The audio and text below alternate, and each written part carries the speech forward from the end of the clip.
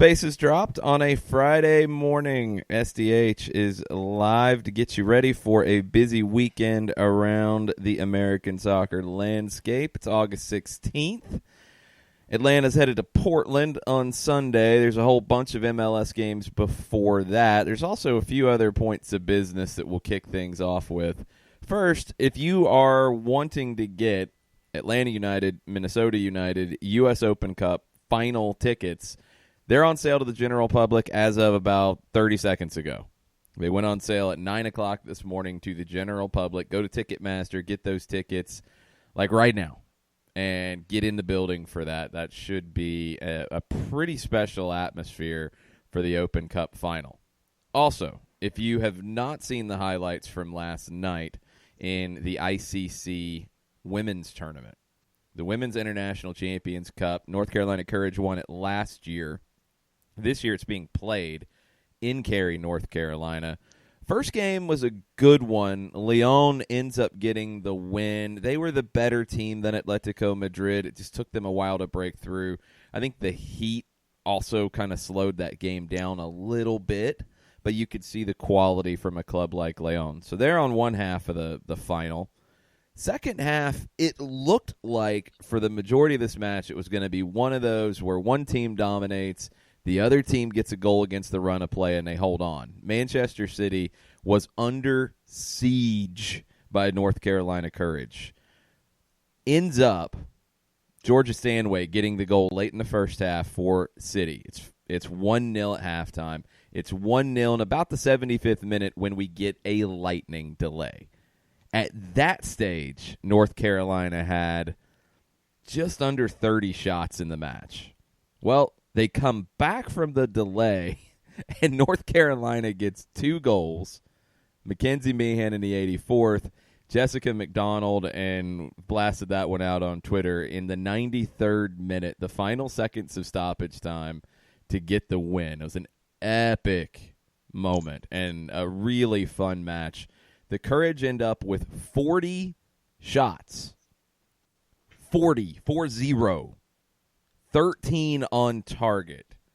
A lot of saves, and not just of the standard run-of-the-mill variety from Ellie Roebuck, who's one of the young up-and-coming goalkeepers in England. Really fun match. It's up on ESPN Plus if you want to check it out. Check the highlights out for sure. Lots of internationals playing in this for the U.S., for England, Dabinia from Brazil, tons of quality players. It was a really good game, played at a good pace, and the Courage somehow find a way through after 40 shots, John. 40. 3 hours and 10 minutes, the entire length of the match. And, I mean, if you're the kind of person that likes to just go ahead and skip to the last chapter of a book and figure out if the kooky twin was the one who, did the nefarious deed as opposed to the actual unkooky twin, if it was the normal one that did it. Huh? What books are you reading, by the way? Sorry, that was just me taking a Lifetime movie and twisting it into a novel. Okay. I didn't know if you were going like Nancy Drew or where that was going. Okay. No, I admit to watching Nancy Drew. I didn't read it. Okay. You know me in books, having to actually physically turn a page and read something. If you have ESPN Plus, and once again for the 3,928th time, we will recommend that you get this service. They're not paying us. We do subscribe. But go forward to the 75th after the rain delay, catch up there, watch the last 20 minutes. It was tremendous soccer. And when North Carolina finally broke through in the 83rd, 84th, whenever it was, if you thought it wasn't on until then, it was really on. And then the ball over the top to Spring, Jessica McDonald, and she did a great job shielding so she could actually wait until the last. And the keeper for Manchester City tried to be as wide as humanly possible, so McDonald went 5-hole, goes in the net, and it was a 2-1 win for the Courage. And just the unbridled excitement after the goal. And yes, I know I'm spoiling the end of the movie, but We already did just that. to see, I know, just to see the courage absolutely just explode on the pitch and on the sideline. It was a great moment. It's a great match back and forth because I admit I was coming back from South Georgia and I'm getting all of the DMs as you're watching it. And there's some in all caps and things like that. But it is definitely something that at the very least, if you have time today, go catch the highlights. But if you've got some time, maybe during your lunch hour, catch this match and catch your bits and pieces and shuttle through it. But it was a good one last night. Yeah, the Women's International Champions Cup, it's not the World Club Cup, but without one, it kind of is in some ways. The Courage won it last year. They get a chance to try to defend their title in front of their home fans. Sunday night, 7:30, it's on ESPN+. Manchester City Atletico will play first in the third-place game. That'll be a good one to watch as well. But those will be nice warm-ups to get ready for Atlanta and Portland, which will kick off at 10 or just after 10 o'clock out on the West Coast. So Lyon, North Carolina Courage, Sunday, 7:30, ICC final. That should be an epic one. Two of the best women's club teams in the world. We've got an epic weekend of MLS soccer on tap. Some really important games when you talk about the table, some really big games between big teams, and then some kind of desperation kind of games for a few others. So we're going to get you set. We're going to get the juice box purveyors lined up and let you know what it's looking like, starting with Red Bulls and New England. That's the first match of the weekend tomorrow evening at Red Bull Arena. New England, they've only lost one of their last 13 matches, and they had the crazy 3-3 draw in Seattle last week, which was a big result. But then the flip side, this is one of the stats of the weekend. The Red Bulls have lost only one time out of their last 17 home matches against the Revs. You're going back to Metro Stars Giant Stadium days to go that far back. It's a real Juice box clash. purveyors. What do the juice boxes say? Red Bulls minus 134, and once again, to explain what these numbers are, that if it's a minus, then what you're doing is you're having to bet that minus number to get $100 back. If it's a plus number, you're investing $100 and you get the plus number back.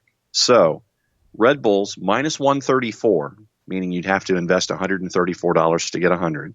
Juice the boxes. Revs at, yes, juice boxes. My apologies. Jeez. Of course, juice boxes. Juice boxes. And then for New England, you would invest 100 juice boxes and get 333 back right now. I'm probably avoiding this one. I'm thinking draw. And that's at plus 275.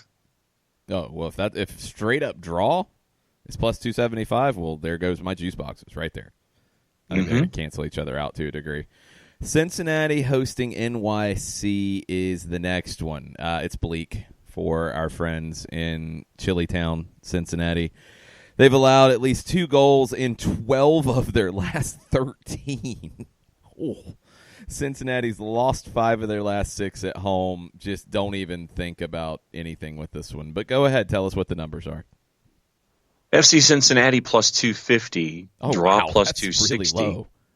Yeah, draw plus 260. NYCFC is at even money plus 100. That's better than I thought it would be for NYC, to be honest. It's far better than I think it should be. I think it's an easy win for the Pigeons. Columbus hosting Toronto. This is a fascinating one to me because Toronto's only got 1 win in their last 4. They've got to be feeling the heat to get into the postseason. I think Greg Vanney's got to be feeling the heat as well. Columbus, on the other hand, they haven't lost in their last 5. Toronto's made some signings. They should be starting to incorporate these guys out on the wing. I don't know what to go with here. What do our Juicebox experts think? Columbus plus 140, the draw plus 240, Toronto FC plus 187. So they don't know anything about this one, basically. basically. It is. Throw your hands up and see what happens. I'm kind of leaning Columbus, honestly. At home with the run they're on, I just don't trust Toronto. Yeah, and that's the way it is for me right now with the run of form where Caleb Porter isn't having a scanner's moment on the sidelines where his head's about to split in two seemingly every match. The draw option with either team, if you're getting into championships and street competitions, Columbus and the draw, basically Columbus winning and Columbus drawing, you're at minus 250. Montreal hosting Dallas is next, and I'm really curious to see what the numbers are here because Dallas has won their last 3 against the Impact. Montreal's lost 6 of their last 7. They're in big trouble in the East as they keep sliding down the table. And on top of all that, Joey Alfieri of TSN 690 yesterday reported that Nacho Piatti has a groin injury, will miss at least 3 weeks. Whoops. Impact, plus 105. FC Dallas, plus 240. Dallas all the way.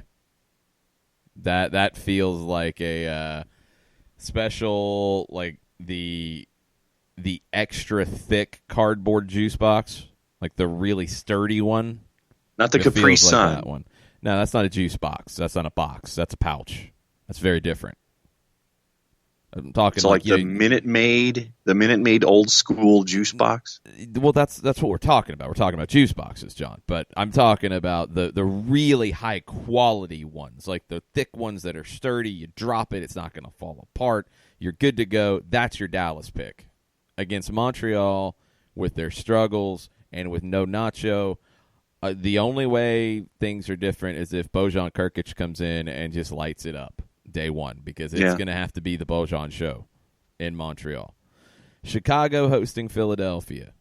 Union have won their last 4 in a row against the Fire. Chicago, on the other hand, has only lost 1 of their last 12 at home. Here's an interesting number on it, though. Philadelphia have scored at least 2 goals in their last 6 against the Fire. Now, Jonathan Bornstein, Fire backline, a little bit better than it has been, but Philadelphia has scored almost at will against Chicago in their last 6 times out. Chicago Fire, even money at plus 100. The draws at plus 260. Philadelphia to win outright plus 250. I'm kind of thinking draw just because Chicago is hanging around. Philadelphia, this feels like one of those, if Philadelphia goes out and wins it, it's a really good win for them. They get some momentum. Yeah. I don't know if they've got quite enough. I think Chicago is desperate enough to get something out of this. I could definitely see that variant, so I will second your opinion, sir. All right, the Adrian Heath Derby is up next. Minnesota versus Orlando. Minnesota, 4 straight clean sheets at home.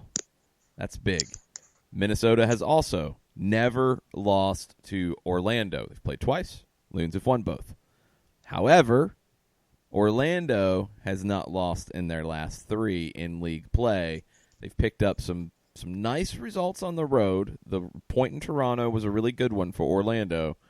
What do the juice boxes? Where are they leaning on this one?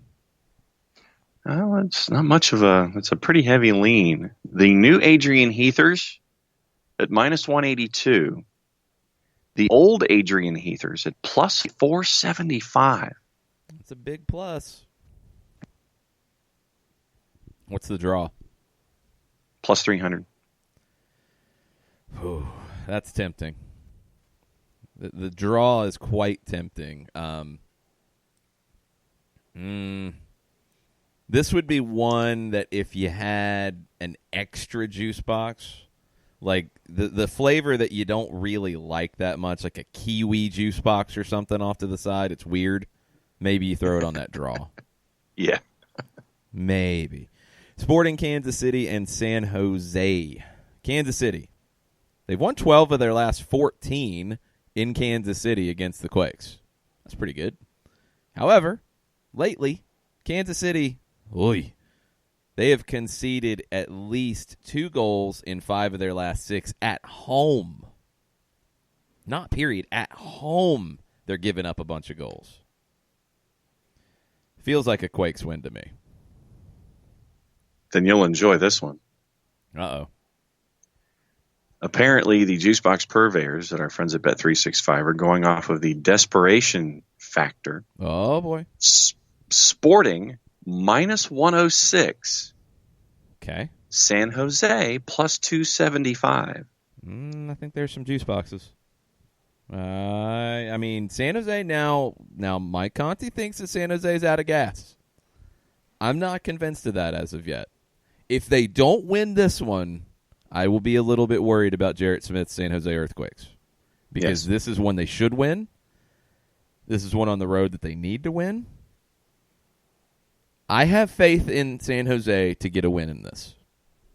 So that would be the good juice boxes on that one. That would be like the good Apple juice boxes.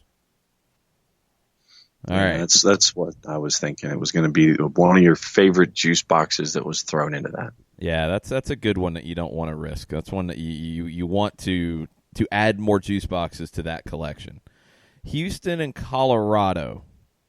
Oy. Dynamo have lost 7 of their last 8. Wilmer Cabrera is looking for a new job because of that. Colorado only 1 win in their last 12 away from home. They pulled some results away from home, but only 1 win in their last 12. I'm not even thinking about any juice boxes, pouches, the little plastic cups. I mean, whatever. None of it on this one. None of it. No Jell-O shooters. None of it. Definitely not a Jell-O shooter. I mean, that's an upgrade from a juice box. I'm talking like the really like bad plastic squeezy bottle things or something. No, none of it on this.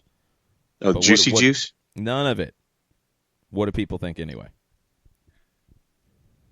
And I will say that this line has actually shifted in front of my very own eyes. Wow, since there's juice box movement on Dynamo and Rapids. There's a lot of degenerates out there. Yes, and I will say this. Houston started at minus 200 when we went on the air. It's down to minus 182. Okay. Colorado started at plus 500 when we went on the air. It is down to plus 475. Okay. I guess something happened with Houston. I have no idea. That's bizarre. That's a really big number for Colorado, and that's a tempting number because I do think Colorado can get the win here, but I have no idea where it's going to go. It's another one if you've got a spare, ugly, poor-tasting juice box that you don't like to drink, then there you go. LA Galaxy and Seattle. I'm intrigued by this one. Seattle, they can't stop anything right now. They've conceded at least 3 goals in their last 3 matches. Almost exactly coinciding with Roman Torres' PED suspension. Just saying. And that's surprising that would have that big of an effect because Roman Torres hasn't exactly been lighting it up as of late. Right. Seattle hasn't won in their last 3 either. The home team has won the last 2 matches in this series by a combined score of 8-0. Galaxy at home. Zlatan scored some goals in the midweek. Feels like a Galaxy win. Right now, Galaxy's at minus 106, so slight favorite. Okay. Seattle and the draw both are at plus 260. What's Seattle outright? Plus 260. Oh, okay. Meaning that both categories are. Yeah. Sorry, I thought you were saying the combination because sometimes you drop that one in too. True. All right. Separately, they are both at plus 260. The draw and for Seattle to win outright. Yeah, not touching it. All right. RSL, LAFC. Outside of Atlanta, Portland, this is the game of the weekend. RSL have won 7 of their last 8 at home. LAFC have won 6 of their last 7 overall. LAFC's won 3 in a row. RSL's unbeaten in their last 5. 2 really good teams playing really good soccer, meeting up at the Riot. What do the juice box purveyors think about this one? RSL plus 210. Wow. LAFC plus 110. I'm really surprised it's that big for the home underdog in this one. What's the draw number? Plus 275. Oh, okay. So they're kind of hedging across the board, but they do think LAFC is going to win this. Yes. This is an LAFC lean, I believe, would be the proper terminology. Yeah. What's the draw and RSL? All right, efforting. I'm intrigued by that one because, man, both sound pretty good for a couple of spare juice boxes. Minus 150.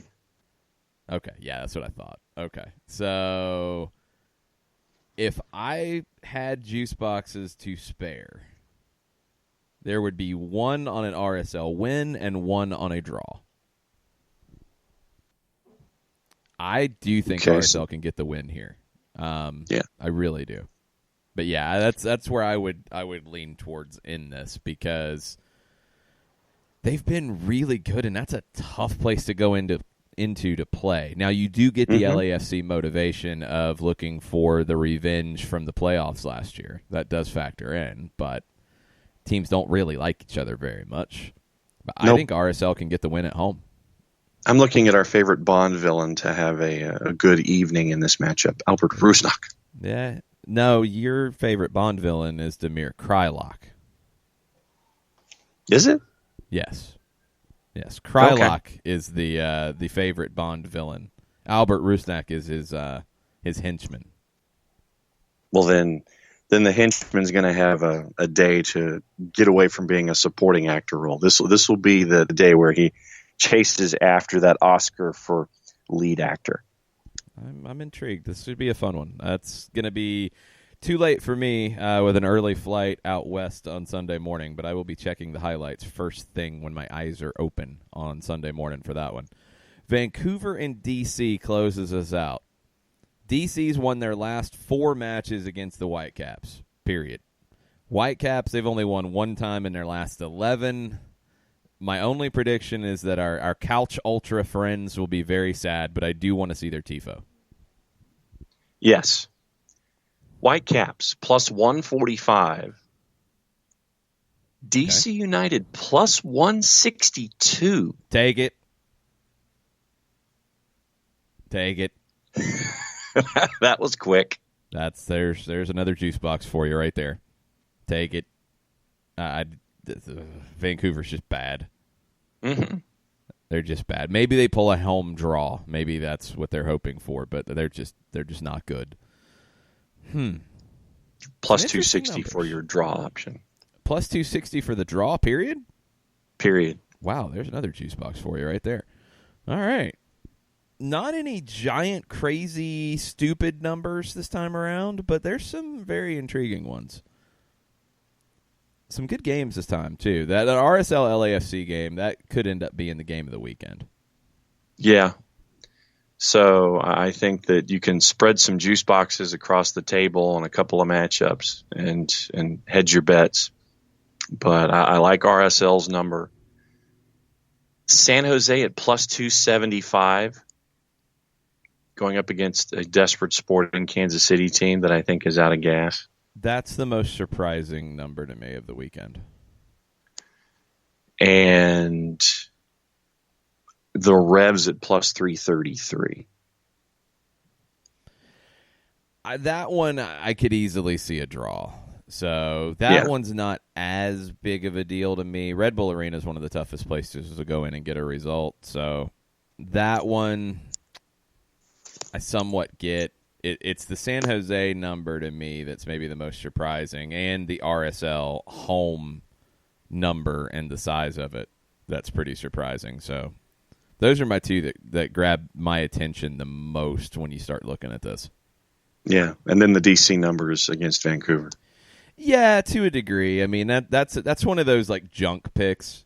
That's one that I used your to know kiwi people. strawberry apple burst juice No, box. kind of. I mean, but it's also one of those that it's the last game of the night, and if you threw some juice boxes early in the night and they didn't go so well for you, they didn't land in the it's right your Hawaii spot, makeup game in college football. That is your Hawaii late night game. That it's all right. Here we go.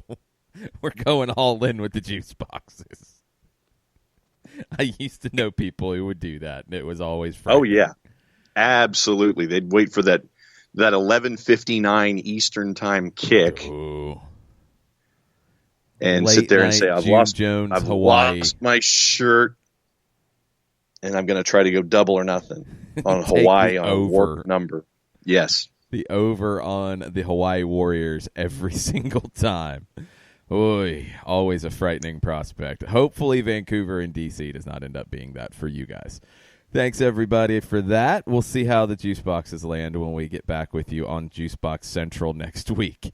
And maybe we'll have more definitions of juicy fruit and all the different types of juice boxes and flavors. It's a Wall Pass Wednesday question. Yeah, it might be. All right, we're going to take a break. We're going to get Doug Robertson on the line, talk Atlanta and Portland, and see kind of what he's thinking after Campeones Cup. Atlanta heading out west. The Timbers had to make some difficult work of their win over Chicago. There's a lot of talking points coming into this MLS Cup rematch, and we'll see what's on Doug's mind right after this. Looking for future leaders we can trust and believe in? Look no further than the high school student athletes right here in Georgia. High school sports teach young people how to be effective leaders. It begins by making their grades and being on time for practice. It includes learning to listen, following directions, accepting responsibility, being a good role model. And it's about respect for officials, opponents, the rules, and each other. The result? It transcends sports. It gives us hope for the future. High school sports. There's so much more than just a game. This message presented by the Georgia High School Association and the Georgia Athletic Directors Association.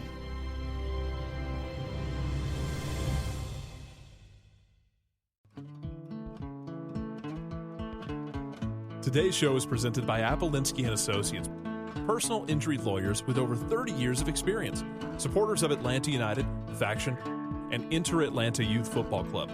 If you've been hurt in a wreck, contact Steve today at steve@aa-legal.com or call in 24/7 at 404-377-9191. The initial consultation is free.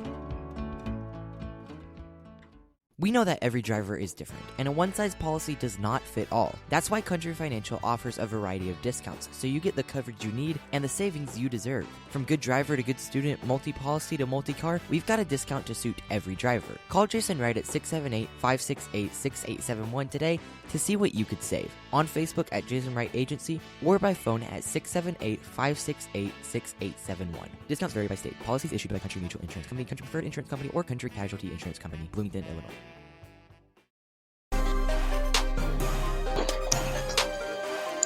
Welcome back. Soccer Down here, August 16th edition. It's a Friday. We're getting ready for the weekend of action, and Atlanta United is involved in that. They'll be heading out to the Rose City for a match Sunday night, our final Five Stripes After Dark of the year, 10 o'clock kick on the East Coast. Atlanta-Portland, Doug Robertson will be there as well, and he joins us now. What's up, Doug? Oh, just driving to the training center. Training coming up here in just a little bit before the team heads out west. What was the vibe for you after the game with Campeones Cup? I think a lot of people kind of wondered what that game would mean, what it would feel like, how people would react, and I think it ended up being more meaningful than we all thought going in. I think it did because of how Atlanta United won the game. There was probably a 10-minute stretch in the first half after Atlanta United scored, in which Club America kind of put its foot on the gas a little bit. But then Atlanta United made a couple of tactical adjustments and got control of the game again. And really from that point forward, was able to control the tempo and flow and really looked like it was the team from Mexico by historical standards compared to South America. And so I think that was that was the uplifting part of the game, I guess, if you're an Atlanta United supporter and a Major League Soccer fan. It was a little bit, it was like when the U.S. beat Spain and Brazil, but if just the game knew, my God, if they were 100 more times that this is going to be the result. It was just pure dumb luck and a lot of grit. This was not that. This was skill. This was effort. This was good tactics. This was talent that beat Club America. That's why it was a little bit uplifting. So, Doug, when you look at this, I guess, from an MLS perspective, since we've looked at it from the Atlanta United perspective, what would you hope that the message going forward is about MLS in competitions like this going forward? What would be the overarching league message going forward, you think? That there's hope, number one. An MLS team can go toe-to-toe with a Liga MX team and get a good result. But the second thing is, as I wrote in one of the stories today or yesterday, it shows that if your front office, your president, your technical director, whatever the titles they are,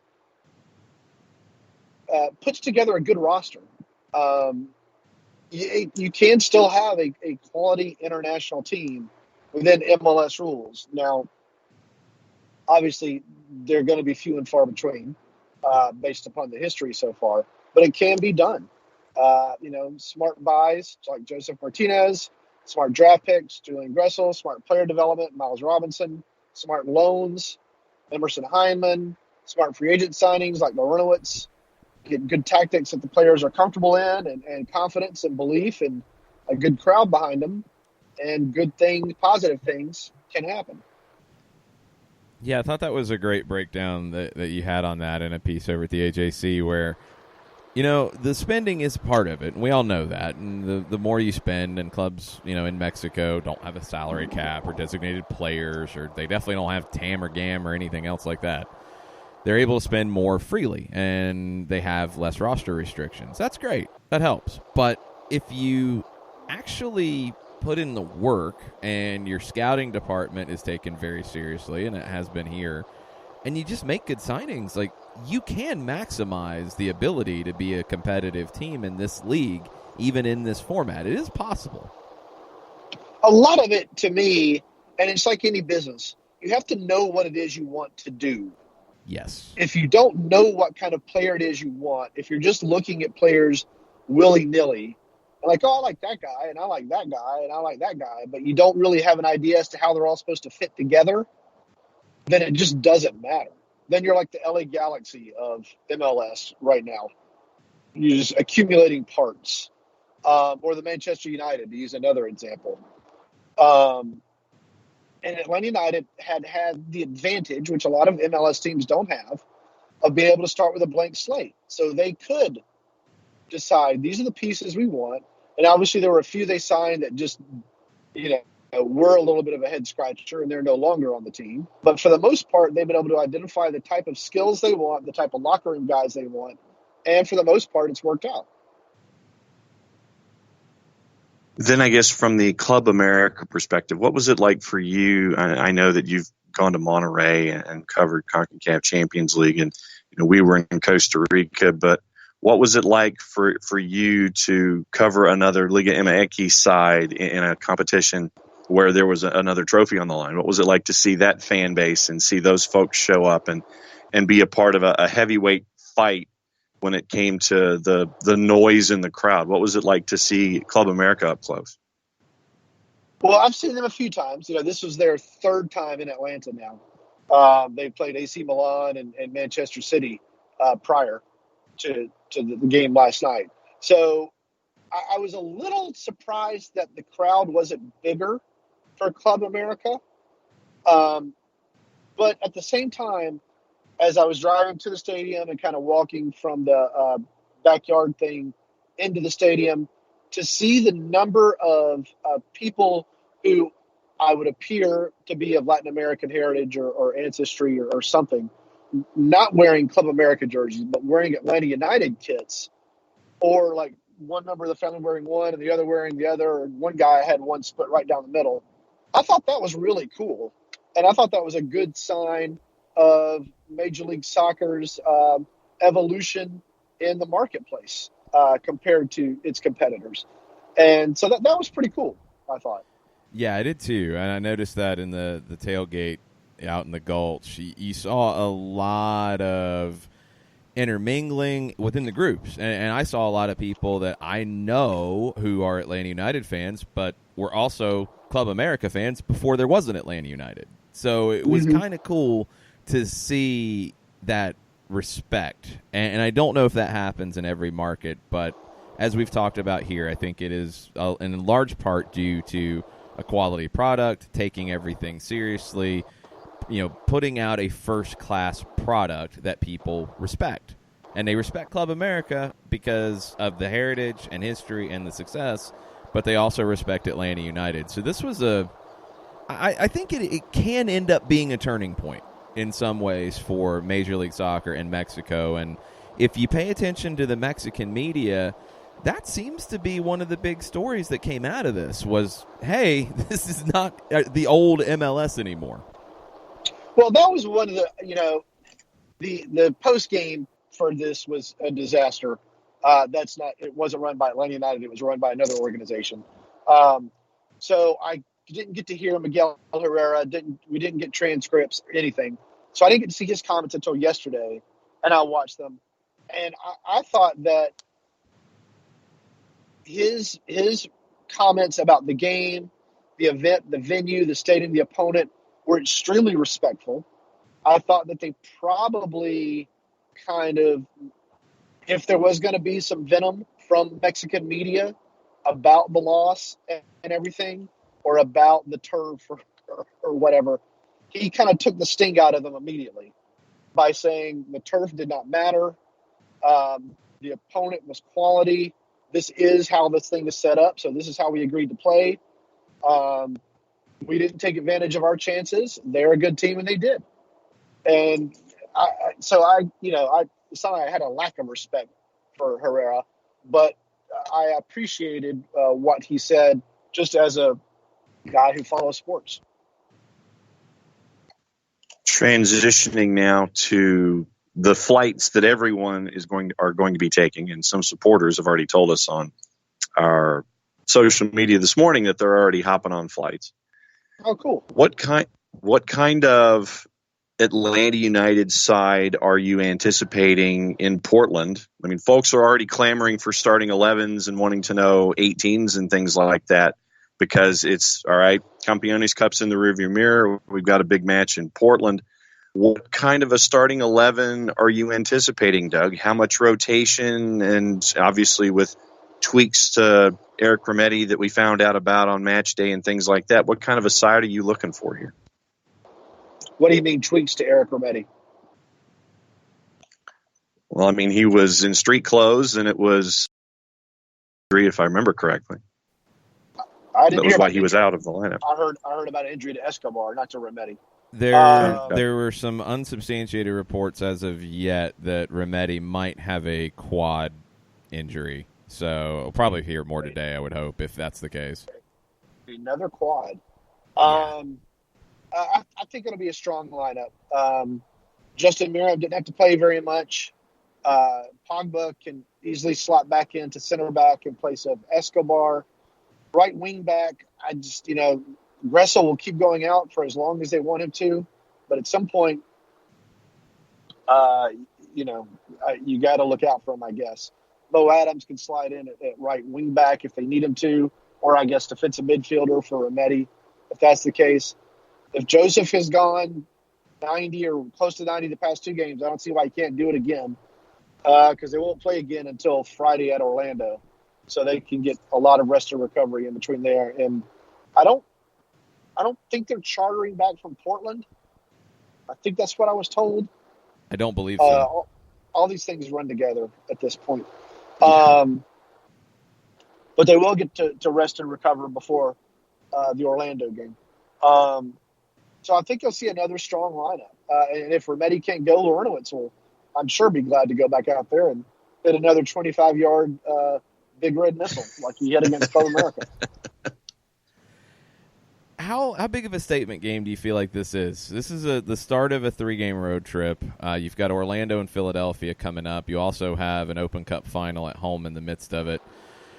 This is definitely the most difficult of the 3, in my opinion, but how important is it for Atlanta to get a result?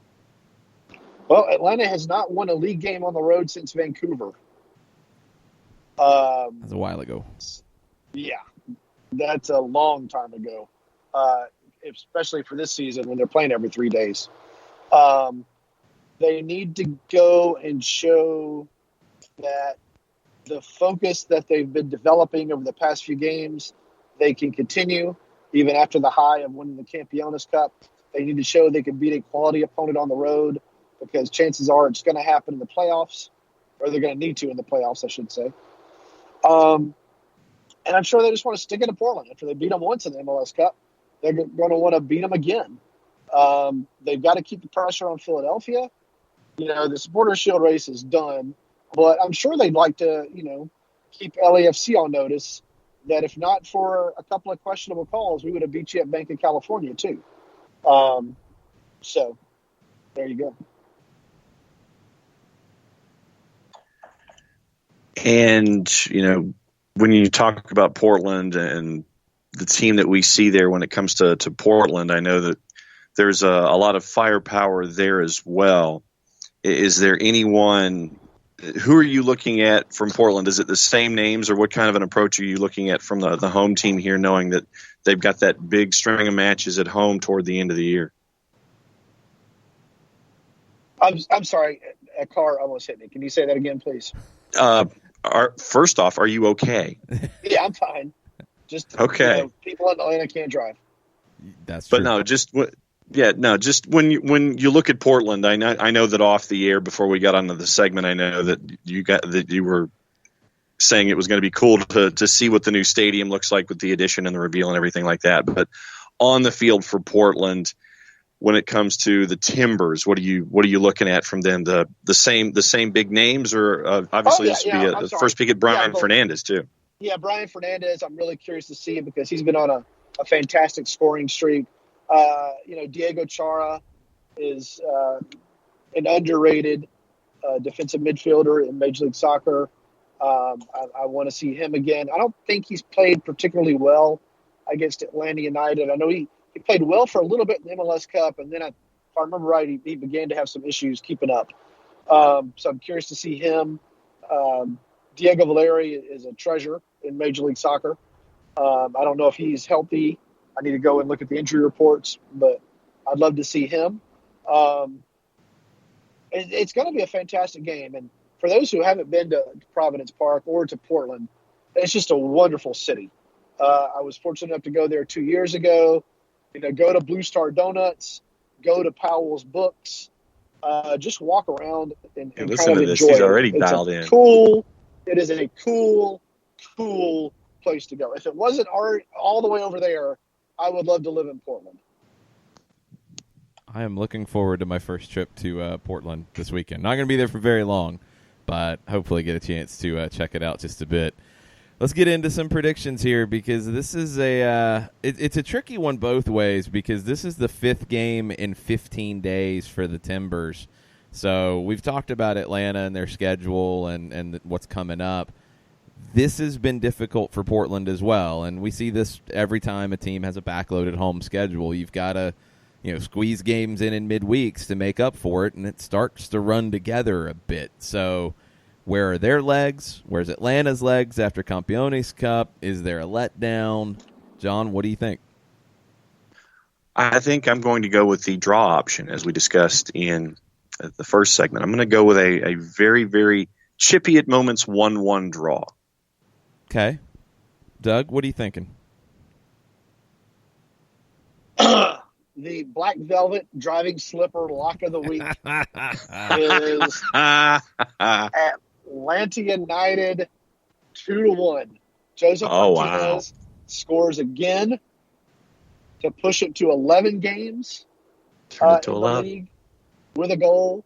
And I keep pushing for this, and for some reason the ball won't cross the line. But Pity Martinez is going to get a goal, and it's going to be a good goal. Wow. I'm thinking 2-2. I think it will be wild and ridiculous. I do think Joseph keeps his goal-scoring streak going. I think there will be lots of flare-ups in this one. Portland is a pretty combative team anyway, and they need to make a point here that they are among the real contenders in the league. I don't think they've gotten the respect that they've deserved, and part of it's just the record and so many games on the road to start. I think they're a better team than their record, and it'll end up being a team that hosts a playoff game in the Western Conference. But this is one of those where they need to step up and prove it. I just don't think they're better than Atlanta United, and I don't know if they can get a win outright. I do think there'll be a little bit of a letdown on the Atlanta side after Campiones Cup. It might take them a minute to get into it, and they've got to hang on a little bit in the early going as they get their legs underneath them. But 2-2 is my prediction. Doug, So there you go. Doug, what do you have coming up over at the AJC? Well, I'm sure I'll have a little injury report for Saturday. And then I'll have kind of a broader preview on some of the things we discussed. Atlanta United's need to win a road game and need to beat a quality opponent on the road because Vancouver is not a quality opponent. And just the matchup of the last MLS Cup game. We'll all be a part of it. And I don't assume we're going to have any other news today. I'm really hoping that we don't, because I'd like to only have to write 2 stories. And then I'll have predicted 11. I'll publish either Saturday morning or Sunday morning. Excellent. Thank you, Doug, and we'll see you at Providence Park on Sunday. All right, guys. Y'all have fun. Take care. Thanks, Doug. Bye-bye. We're going to take a quick break. We'll come back and get a couple of your thoughts on the Twitters right after this. A ranger station. I'd like to report a bear hug. Okay. I put out my campfire and Smokey Bear hugged me. So you drowned the fire, you stirred it, drowned it again, and felt that it was cold? Uh-huh. Yep, he's just letting you know you did good. Bear hug from Smokey Bear. Status update. I'm gonna let you go now. There are many ways to start a fire, but one sure way to put it out. Learn how you can do your part at SmokeyBear.com. Sponsored by the U.S. Forest Service Ad Council and your state forester. As a business owner, you know that every year brings new challenges and opportunities. The success of your business demands expertise and focus. And Country Financial can help you keep that focus by helping ensure you have the right insurance protection in place to meet your goals. Jason Wright can help you create a customized insurance plan that has coverages designed just for your business. Give Jason a call at 678-568-6871 or reach him on Facebook at Jason Wright Agency. Coverages vary by state. Policies issued by Country Mutual Insurance Company, Bloomington, Illinois. This is what matters. This is beyond X's and O's. This is the difference mutual respect makes. This is what character looks like. This is what defines us in Georgia. This is sportsmanship. School sports. It's not the outcome that matters most, but the way the games are played. This message presented by the Georgia High School Association and the Georgia Athletic Directors Association.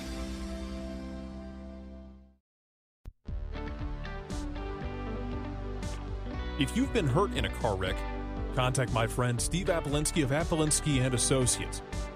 He's been representing individuals for over 30 years throughout Georgia and Alabama. Email him at steve@aa-legal.com or call him 24/7 at 404-377-9191. The initial consultation is free.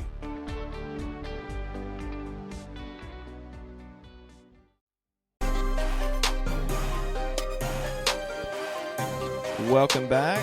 Soccer Down here, August 16th edition. Just gave you our predictions in our poll, and you can go vote in the poll over at jbailey86 on Twitter. The Bailey Daily poll presented by Steve Apolinsky of Apolinsky and Associates. We'll have another tailgate show coming up. Man, it's going to be a while. Open Cup, stay tuned. We'll see what that looks like. But next, the league tailgate show is not going to be for, a month? It's weird. Yeah. Schedule's weird. 3 on the road in league play, and it starts on Sunday. What are the peeps saying on the Twitters? Michael Head said he was heading to Portland in the morning and he wanted this expected starting 11, and that was why I asked Doug about the lineup that he anticipated. And the hashtags that Michael is using, other than hashtag 5 stripes after dark, he has cross country 5 stripes as another hashtag. Okay, that'll work. We'll see if that takes off. It will be 5 stripes after dark, and I think it will live up to the hype of that hashtag. And when with what Doug was saying, you're pretty much there at that same thing, that it's going to be as first choice can be. Yeah, I mean, the questions are going to be, is there an issue with Rometty? Franco, I'm assuming, will be unavailable, but you never know. Maybe it was just a little bit of an overreaction to something that's not major. I think that would be very hopeful for that to be the case. Beyond that, I mean, you were able to not play Barco very much. You were able to not play Justin Merrim very much. So you've got some guys who are going to be fresh. And Mo Adams as well. I mean, this feels like a game with Mo Adams as the 6 is kind of where my head's at. I think it would be Jeff, and if Jeff's ready to go, then maybe it's just Jeff again. But I could see Mo Adams in there to deal with Diego Valeri specifically. Nathan Pugh is on a footy high. Rose City, Schmoes City, 2-0 Atlanta, and Nick Leafy, the host of soccer over there, is saying 2-1 to the bad guy. Chris Ashley is freaking out about no tailgate show for the Open Cup final. It depends on what the day is like yet. We don't know. I don't know, because we're not doing a radio broadcast. At least that's the plan at this point, because ESPN and U.S. Soccer don't allow local radio broadcasts. So I don't know what other things might be going on that we might be involved in. So stay tuned, Chris. It's okay. Got plenty of time. Relax. Still have time. Breathe. Still have time. Breathe, Youth Guy Cash. Breathe. And Chris Makoviak and Cole Seiler are on the Greenville Triumph Weekly show, which is set to come out later this morning. There you go. Previewing your no Mingo zone in Greenville this weekend, as well as the big win against Toronto FC 2. Daniel Price has his prize pick stuff. Do you want to hang on to that to the second hour, or do you want to go ahead and rock and roll? No, let's go ahead and hit that. So if you've not signed up for Prize Picks, go over to myprizepicks.com, download the app, sign up, use the code SDH, and you will get 25% of your initial deposit up to $1,000 matched. You'll also get a free $25 two-pick play. If you get half of that right, you're going to get $10 back. It gets you kind of rolling in the right direction. The MLS board this weekend. Okay.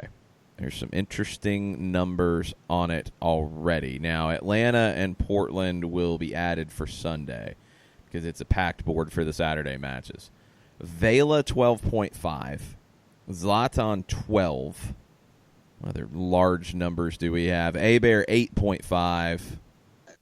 Those are your big ones. The rest are all right around that 4 to 6. Rossi is on a 6. Wayne Rooney on a 6. Przbilko's on a 6.5. Kai Kamara, 5. Felipe Gutierrez, 5. CJ Sapong, 4.5. Carlos Heel, 4.5. I mean, what does this man have to do to get a high number? Over. Carlos Heel. Done. Hey, keep him low. If Prize Picks wants to keep putting Carlos Heel at a low number, no respect for Carlos Heel. Keep punching it. Don't tell them that he's not getting any respect, because then they'll boost the number. No respect. They're not listening anyway. Alejandro Pozuelo, 6.5. Mario Minota, 6.5. Zardes, 5. Altidore, 4.5. Taider, 5. Rusnak, 5. What is Daniel Price thinking? Daniel Price on his power play. I feel like I have to read it like that. He's got 4 overs on his board right now. Ooh, that's and risky. His rationale is also on the timeline. So if you wish to see what his rationale is in selecting these, he has Carlos Heel over. Yep. 4.5. Przbilko over at 6.5. Yeah, I'm like right there. He's got Bears over.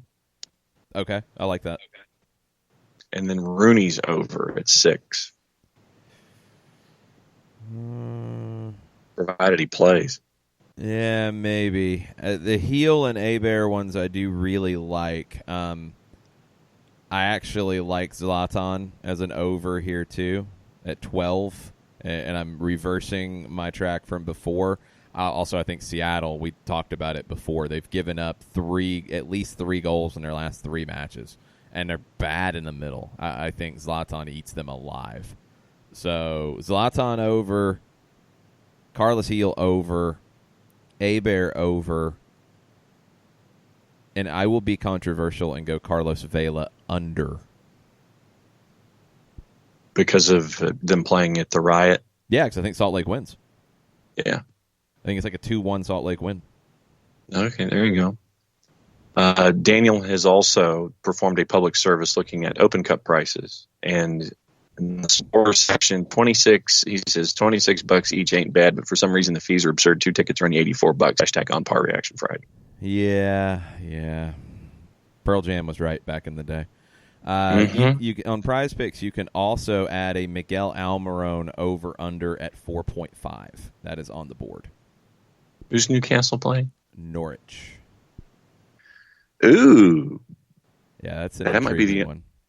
Yeah, I'd go over on Miggy on that one. Yeah. I think that one could be a shootout. It'd be a fun one. Yeah, it should be. Timu Pukki versus Newcastle. Your biggest number on the EPL board is Aubameyang at 11 for Arsenal against Burnley. Burnley's tough defensively. I'd go with the under. Yeah, I think it's a turf. Leaning towards. Is it a turf more or is it at the Emirates? That part I'm not 100% sure. Efforting. And Jared is also going to draw as well. He has chimed in with his prediction this morning.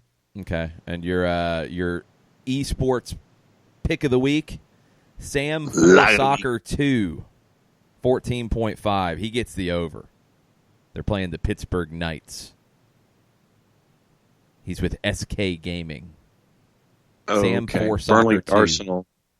Yeah, Burnley Arsenal is at the Emirates. I'll still go the under though with Aubameyang. Yeah, I'm thinking under on that as well. All right, Prize Picks. Download the app. Use the code SDH. It will be worth it for you if you listen to Daniel Price, obviously, because he has really done pretty well with it. We'll be right back after this, along with Mike Conti from 92.9 The Game. Hang out. We'll be right back. Looking for future leaders we can trust and believe in? Look no further than the high school student athletes right here in Georgia. High school sports teach young people how to be effective leaders. It begins by making their grades and being on time for practice. It includes learning to listen, following directions, accepting responsibility, being a good role model. And it's about respect for officials, opponents, the rules, and each other. The result? It transcends sports. It gives us hope for the future. High school sports. There's so much more than just a game. This message presented by the Georgia High School Association and the Georgia Athletic Directors Association.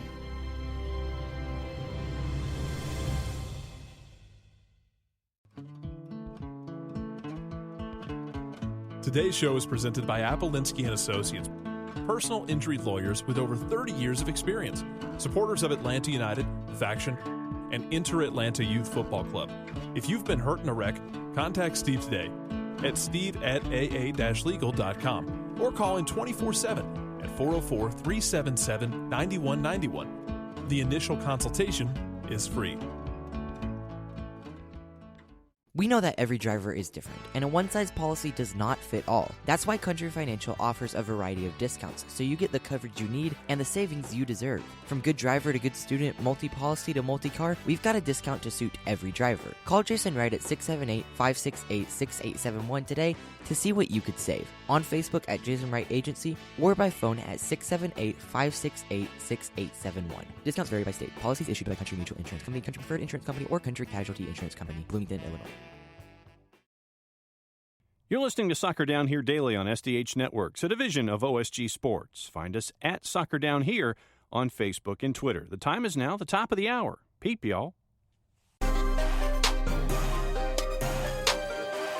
Welcome back. Hour number 2. Soccer Down Here, August 16th. Getting ready for a busy weekend. Mike Conti's getting ready for a busy weekend, heading to Portland. Mm-hmm.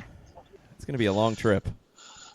Yeah, not as busy as you, Jason. Man, you got a match tonight, and then, I'm sure you'll have something tomorrow. You're always into something. There's some really good games in Argentina on Saturday. I'll be keeping an eye on those. I'll be keeping an eye on our I don't know how you'd compare it, and I need to find out the explanation for why there is a Club Atlético Atlanta in Argentina. I don't think it's an actual connection to Atlanta, Georgia, but they're in the second division in Argentina now. Are they in the Supercopa down there, or did they get knocked out? I think they got knocked out of the Copa Argentina, but they're starting their second division season. They just got promoted from the third division last year. Gotcha. Are we still playing the Bohemians. round of 8 and the round of 32 simultaneously? No, they've somewhat gotten it lined up now, I think, in the round of 32. Well, you know what? Vamos ATL. Go Atlanta and Argentina. Maybe Gustavo can be our special Atlanta correspondent down there. That would be pretty cool, actually. That would be very good. Portland's going to be... Ooh, do you want your background real quick? Sure. I mean, I know a little of the background, but I don't know the Atlanta connection, if it's Atlanta, Georgia or not. One source, and this is from that bastion of journalistic integrity, the Wikipedia. Uh-oh. One source says that the team got its name from an earthquake that struck Atlanta, Georgia, in the United States at the time the founders got together to inaugurate the club in October of 1904. Okay. All right. I did not know that. I did not know Atlanta had a prominent earthquake in 1904. I know Charleston did. Yeah, Charleston, South Carolina. That's a new one for me. I guess all those would be connected. Okay. Now I'm going to Google to look up the Great Atlanta Earthquake of 1904. I am fascinated. You the and things me you both, learn brother. on Soccer Down Here on a Friday. On a 5-stripe Friday. Club Atlético Atlanta. Los Bohemios. They're the Bohemians because they didn't have a stadium for a while, so they just moved around. And the other one has to do with a ship that was possibly moored in port when one dude was named president. I'm looking at the one. I'm looking at the list of earthquakes in 1904, and Atlanta ain't one of them. Atlanta ain't one of them, although there was a minimum magnitude of 7.0 on this list. So, there could be. I don't know. You would think if you would Google. Oh no, here it is. All right, March 21st, 1904, 30 miles southeast of Atlanta, Georgia. Felt from Spartanburg and Columbia, South Carolina, all the way to Atlanta. How about that? Wow. So an earthquake near Atlanta gives a team name in Argentina. I wonder how they found out about the moderately powerful Atlanta earthquake of 1904 in Argentina. For real? Before the days of Twitter and Instagram. I'll tell you what, if we had an actual earthquake in Atlanta in the day of Twitter or Instagram, I mean, we would be having earthquake selfies. We would be having, the MARTA trains aren't on time because of the earthquake. We would have all kinds of just unbelievable stuff on social media if that were to ever happen. I don't want to see it. Wow, the Migos would do an earthquake mixtape. They could. They could. If it were strong enough, they absolutely could. Would be amazing. All right, so Portland this weekend. Pretty big deal. It's a tricky game because there's some conference games coming up on the road, and maybe there's a little bit of a letdown after Campeones Cup. What's your mindset going into this on Sunday? Well, the feel for this match from an Atlanta standpoint is really odd, isn't it? Because you're right. From an emotional standpoint, you feel like you've just won a cup final. And now you have to turn right around and play a league match, and a really tough league match, and a really tough match in terms of travel. It just has a really kind of awkward feel to it, doesn't it? And Portland has probably had this one circled since the schedule came out. Obviously, it's an MLS Cup rematch. They have Atlanta United coming up there, national TV. I mean, you could go up and down the list for why this is such a big match for Portland.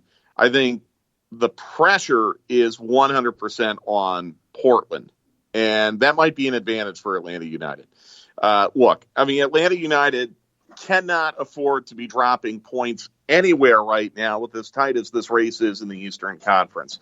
The first time that Atlanta United drops points now from here on out, they'll lose control of their destiny in the Eastern Conference. So every match is extremely important, but you go into this on Sunday night feeling like if you get anything, you've done well, because that's how good Portland has been in the limited amount of matches that they've played at home this year. The other thing that stands out to me about Portland is from a depth standpoint, I think they're in a better spot right now than Atlanta United. I know that sounds crazy because we've been lauding Atlanta United's depth and talking about all these luxuries that Atlanta United has right now and being able to set up the team. But if Eric Remedi is indeed injured, as was reported Wednesday night, we have not been told that, but I saw that report.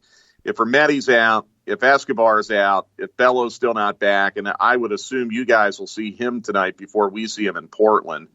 If you're worried about Barco not quite being 100%, 90 minutes ready yet, Villalba not quite there yet, you kind of add all that up, and then you put it next to Portland, who's been able to rotate pretty much all year. That concerns me from a depth standpoint.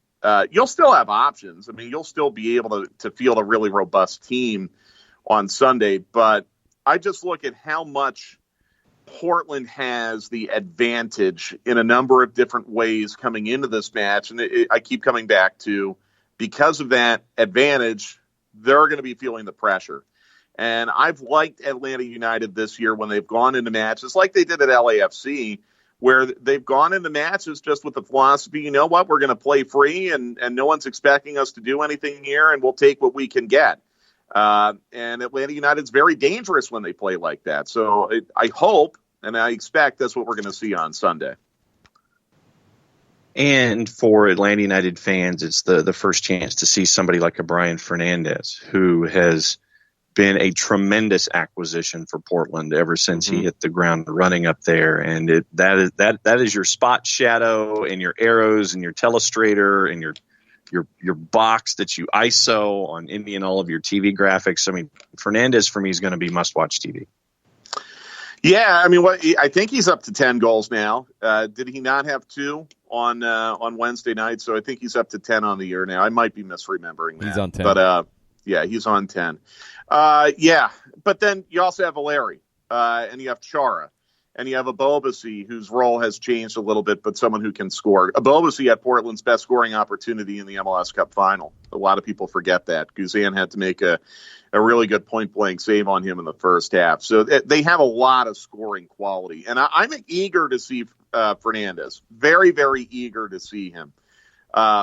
His impact on Portland, I think, is a little bit reminiscent of the impact that Nani has had on Orlando City. And I haven't gotten to see Nani in person yet. So it'll be fun to see a guy like Fernandez, a dynamic player like that in person. He will be the focus, John. I mean, I don't think there's any doubt about it. But even if you shut him down, it's kind of like, well, you can shut down Carlos Vela, but you still have to worry about 7 or 8 other players on LAFC who can all score. You could shut down Fernandez. You still have to worry about 5 or 6 players on Portland Timbers who also have scoring quality.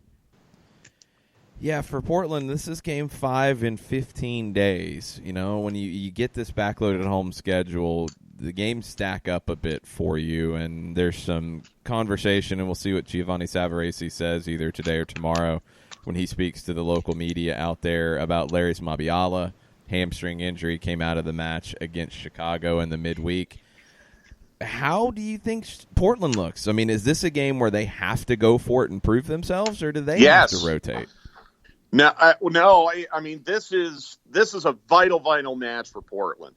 Portland's barely above the playoff line right now. 9 of their final 10 matches are at home. The 10th is at SKC, which is a winnable match for them. I mean, it's really set up nicely for them to climb the table. But it kind of reminds me of Atlanta United a little bit, where, yeah, they look like they're in good shape. They should be fine.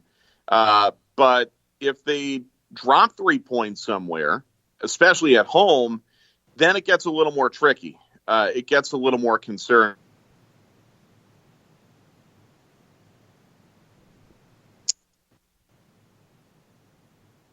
I think we lost Mike. Whoops. All right, we'll try to get Mike back. So hang on. We will effort Mike. Yes. Oh, he's still there. Completely went silent. Things happen sometimes. Welcome to technical difficulties on Soccer Down Here. You know this segment very well. Technical difficulties down here. Yes, I do. Yes, it does happen. When you look at, I'll try to complete Mike's thought just a little bit. When you look at Portland and what they have coming up the rest of the way, after this match with Atlanta, they host Seattle next weekend. They host Real Salt Lake. They host Kansas City, which they should win. They host D.C., won't be easy. They host Red Bulls, won't be easy. They host Minnesota, won't be easy, and they've lost twice to them this season, including an Open Cup semifinal. They host New England, won't be easy. They go to Sporting, and in the final day, they host San Jose. So they've got a bunch at home, but really outside of that Kansas City game at home and the game in Kansas City, none of them are pushovers. No. And in traditional years, a lot of folks will sit there and say, regardless of sport, that there's one that you can put to the side and not worry about it for whatever reason, because it's not in your conference, it's not in that side. But because of how things are as crazy as they are in the West, how schedule has been compressed, and where everything is right now, every match is going to mean something for Portland all the way through, even if you're chasing with an Eastern Conference team. And so it is, the West is absolutely berserk right now, and the East isn't too far behind berserk. I don't know what that would classify as, but because of the craziness in the West, you cannot take a match off, and it doesn't matter who you're playing. Sorry, guys, I must have dropped out. Where did I cut off? We're talking about the importance of it for Portland, and we went through the rest of their schedule, and outside of the games with Kansas City, and they get them home and away, you're playing some really difficult opponents if you're the Timbers coming up the rest of the way. But all at home, which is a huge advantage. It helps. But not going to be easy. And I don't know if they can afford, even in a game like this one, where it's Game 5 in 15 days, and they looked a little tired against Chicago, and you'd love to get, Fernandez a little bit of time off, Sebastian Blanco a little bit of time off. You're not really going to be able to. Yeah. The way it feels in the West right now, to me, is that when it's all said and done, LAFC should have the first round bye, but I would not be shocked if you saw Portland and Real Salt Lake in that 2-3 mix. And maybe that's inverted. Maybe RSL is 2, Portland's 3. Just kind of feels that way to me. It feels like Galaxy is slipping a little bit. Zlatan's absence has had a little bit to do with it, obviously, and he'll be back. Seattle, as Jason pointed out, I think last Sunday, they have really started to hit the skids. Dallas hasn't gotten on the gas pedal. Houston, they just fired their manager. It kind of feels to me like the teams that have the most momentum in the West right now are RSL and Portland. And RSL, I think, is a amazing story that hasn't been talked about much, especially the way they've played at home. But with Mike Petke gone, they seem to be playing even better, which is a surprise to me. But sometimes when you have an incident like that happen, it can galvanize the team a little bit. So that's kind of how it feels to me, that, when this is all said and done, Portland, with all of those home matches and the geographical advantage of making teams fly up to you and fly great distances, that's going to be a big help for them down the stretch. Mike, you mentioned RSL, and in the first segment of the show on a Friday, what we usually do is we consult our juice box purveyors and see what they feel when it comes to if you had a spare juice box and wanted to sit there and maybe multiply your juice boxes for your fridge for that day when you really need to hydrate. And we looked at RSL and LAFC, and RSL straight up to win is at a plus 210 right now, where LAFC is at a plus 110 to win outright in that match. And that kind of gave the people's eyebrow this morning when we were looking at that number at RSL being that high not to win at home. Well, I think LAFC is getting a lot of respect. Yeah, I'm a little surprised by that. I mean, if you look at RSL's big signature home wins this year, they've been against the East. It's a little less of a geographical advantage when you're playing LAFC. I'm surprised by that. They've won 7 of their last 8 at home. Yeah.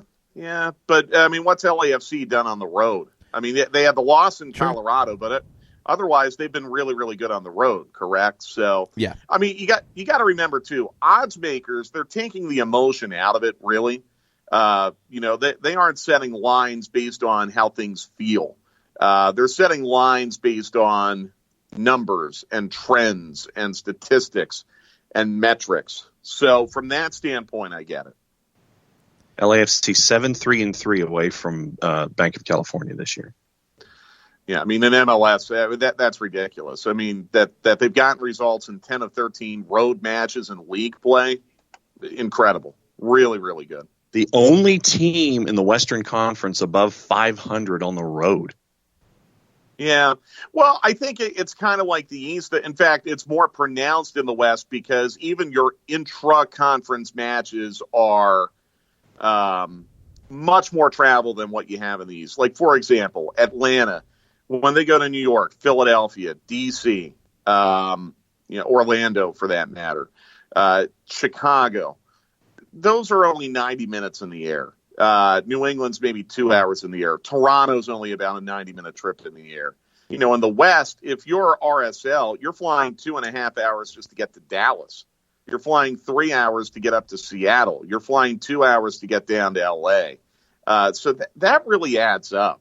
That really, really adds up. And it's a big, big advantage, honestly, for Atlanta United with the way the CBA is set up right now, where you have a hub airport that's kind of centrally located. You don't have to, in most cases, you don't have to connect or lay over anywhere. You're never handed 2 boarding passes. Whereas if you're playing in, Portland would be a really good example. I mean, it's hard to get too many direct flights from Portland to anywhere on the East Coast. It's a big, big advantage for teams like Atlanta and Chicago and New York who have that luxury.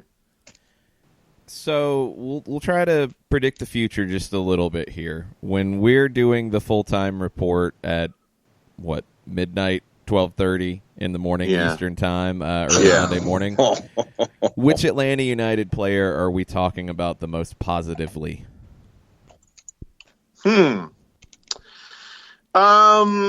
I will go with Miles Robinson because I feel like he's in really, really good form right now. He's had a couple, very, very notable mistake-free matches. He's neutralized some really, really good players. If it's Miles against Valeri or I don't know how it's going to play out, but I just have a feeling that Miles is the safest pick for that right now because he's just been so darn solid lately.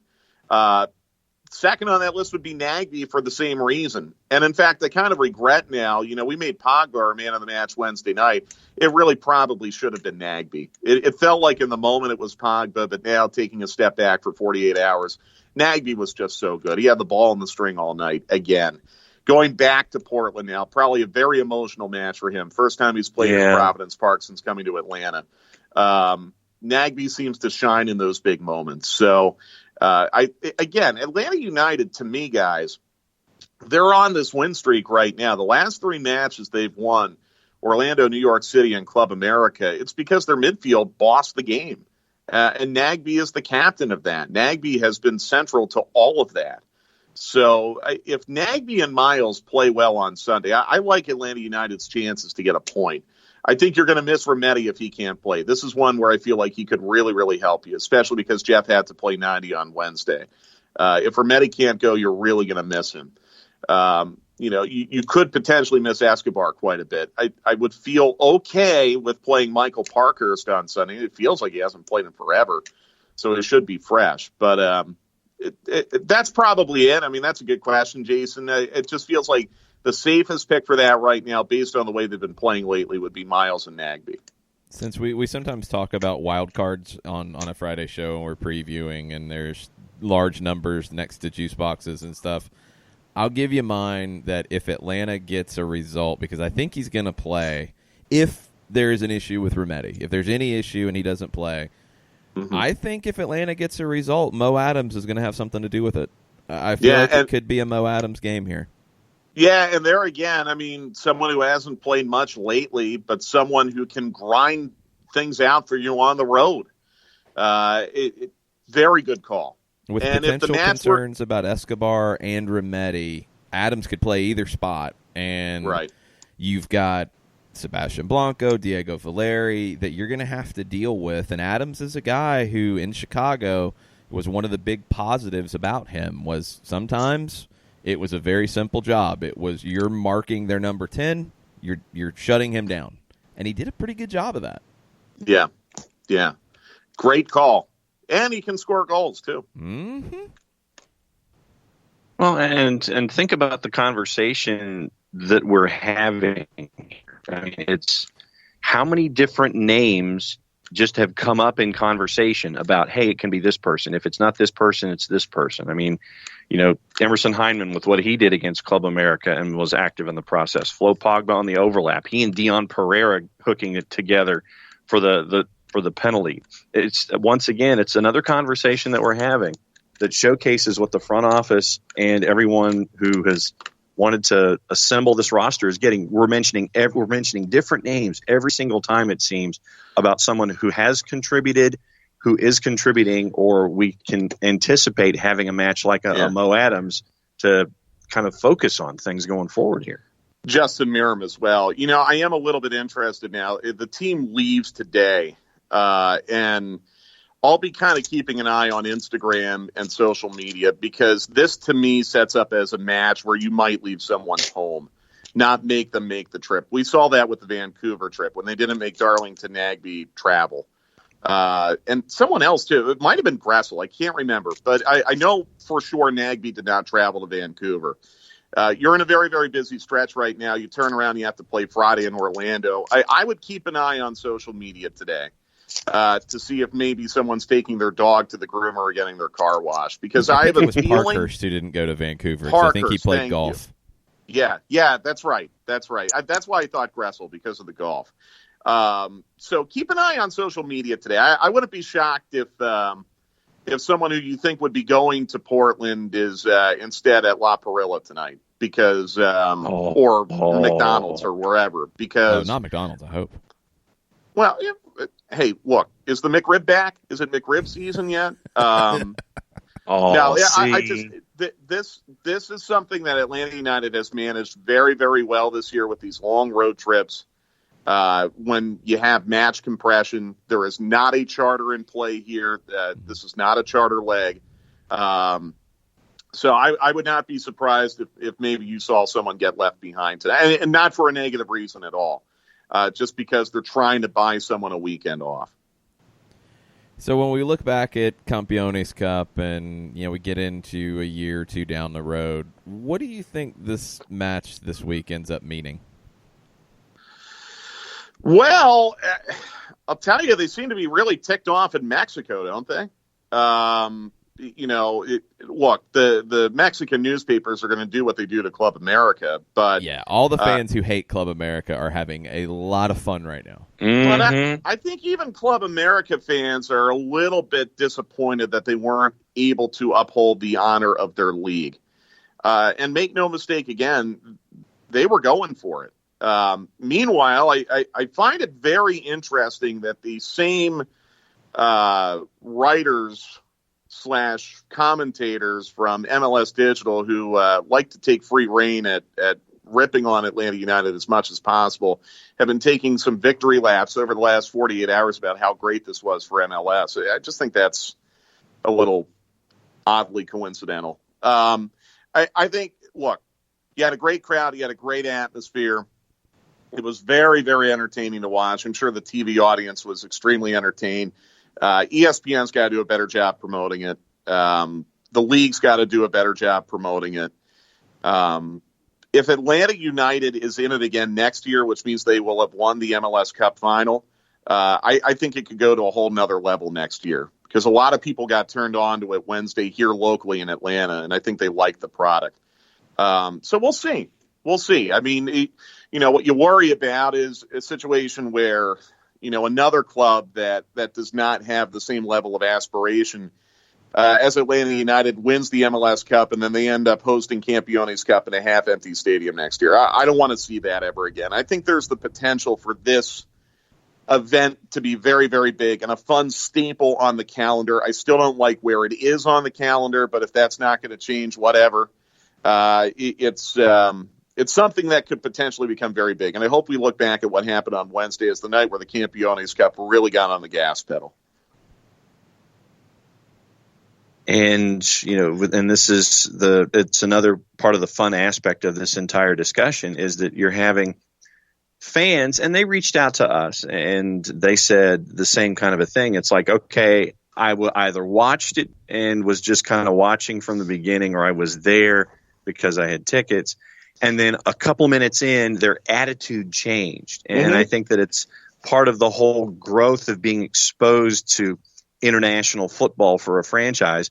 You're playing for a trophy, yes, but you're playing big boys all over again. And Mike, to your point that you made on the air, it's like 2 of the last 3 times that Atlanta United has faced a team from Mexico, they've come out on top. And I think it just speaks to what the ongoing education and growth of the sport internationally here when it comes to the fans of Atlanta United. So you're not going to let me count that friendly against Xolos either, are you? Nope. Well, I mean, I think only 8 or 9 players were wearing 3-digit numbers at that time, Jason. So I don't know why that doesn't count. A closed-door match against the reserves from Xolos? No, I mean, look, Atlanta United's fan base is slowly getting introduced to international play. This is the first year we've seen it here in Atlanta. And what we have seen in the matches played in town, it's been phenomenal theater. The second leg against Arellano at Kennesaw, one of the best atmospheres I can remember for an Atlanta United game, even at Fifth Third Bank Stadium. I thought Atlanta United's best performance of the first 3 months of the season was in the home leg against Monterrey. I thought they played great that night. And don't get it twisted. All these people who want to demean that result by saying, well, Monterrey was up 3-0 on aggregate. They weren't really trying. That is complete bunk. Monterrey was playing an honest game, a first-choice lineup, and Atlanta United really controlled the play. And then, obviously, what we had on Wednesday night. So we're still kind of new to all of this. It's an unusual club in that they don't have to play friendlies against teams from other parts of the world in mid-season to make money. A lot of other teams do that. Atlanta United does not have to. So we have not really been exposed to this a whole lot yet, but I think what we've seen is going to continue to grow the appetite for more of these matchups. And look, even if Atlanta United doesn't go somehow, I mean, if they don't win against Minnesota and they crash out the rest of the way and they don't make CONCACAF Champions League, they're still almost certainly going to be in Leagues Cup. And that would be the next frontier. Like, okay, how do we grow Leagues Cup now? If Campeones Cup took a step forward on Wednesday, how do we make Leagues Cup a little bit better? And it seems almost certain that Atlanta United is going to be in some form of international competition next year. So from a local standpoint, that will help. Yeah, I hate for this to come off that way, but if you want these things to be a bigger deal, you need a club that's going to make them a bigger deal. And Atlanta United has proven that it will do that. It will treat these competitions as very important, and it has. And now you've got an Open Cup final coming up that will be the biggest deal for an Open Cup final we've ever seen. We'll get there soon. Let everybody know what the broadcast plans are for our final Five Stripes After Dark of the season.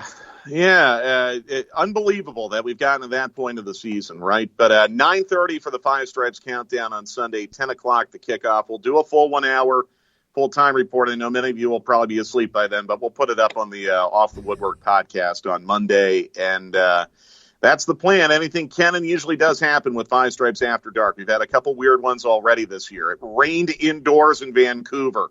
It rained on a very sunny night in Salt Lake City, and that went down to the last kick. LAFC was a completely wild match. So Five Stripes After Dark has been a lot of fun this year. Even the match down at Ariana was a little bit bizarre, and I think that was the 10 o'clock start. So we'll have a lot of fun Sunday night, and I'm really looking forward to seeing Providence Park for the first time.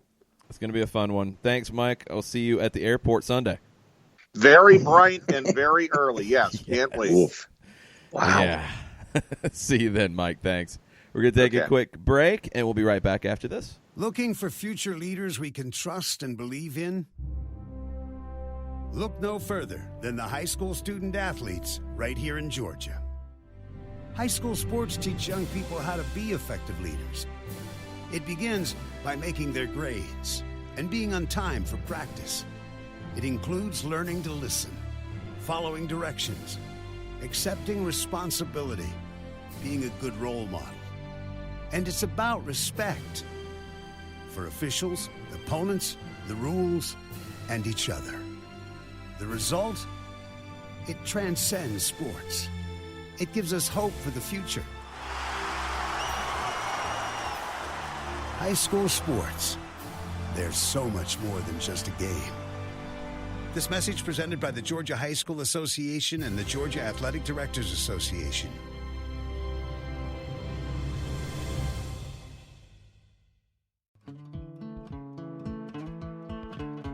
Today's show is presented by Appolinsky & Associates, personal injury lawyers with over 30 years of experience, supporters of Atlanta United, Faction, and Inter-Atlanta Youth Football Club. If you've been hurt in a wreck, contact Steve today at steve@aa-legal.com or call in 24/7 at 404-377-9191. The initial consultation is free. We know that every driver is different, and a one-size policy does not fit all. That's why Country Financial offers a variety of discounts, so you get the coverage you need and the savings you deserve. From good driver to good student, multi-policy to multi-car, we've got a discount to suit every driver. Call Jason Wright at 678-568-6871 today to see what you could save. On Facebook at Jason Wright Agency or by phone at 678-568-6871. Discounts vary by state. Policies issued by Country Mutual Insurance Company, Country Preferred Insurance Company, or Country Casualty Insurance Company, Bloomington, Illinois.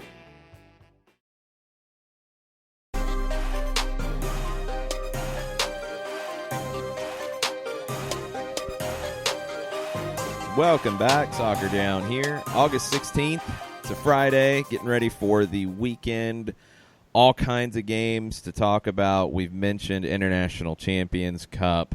That final will be a great one Sunday night. 7:30. Know a few people in the SDH universe are actually heading up to Cary, North Carolina for that. North Carolina Courage and Lyon. That's on ESPN+. You can watch that before Atlanta and Portland on Sunday night, kicking off at 10.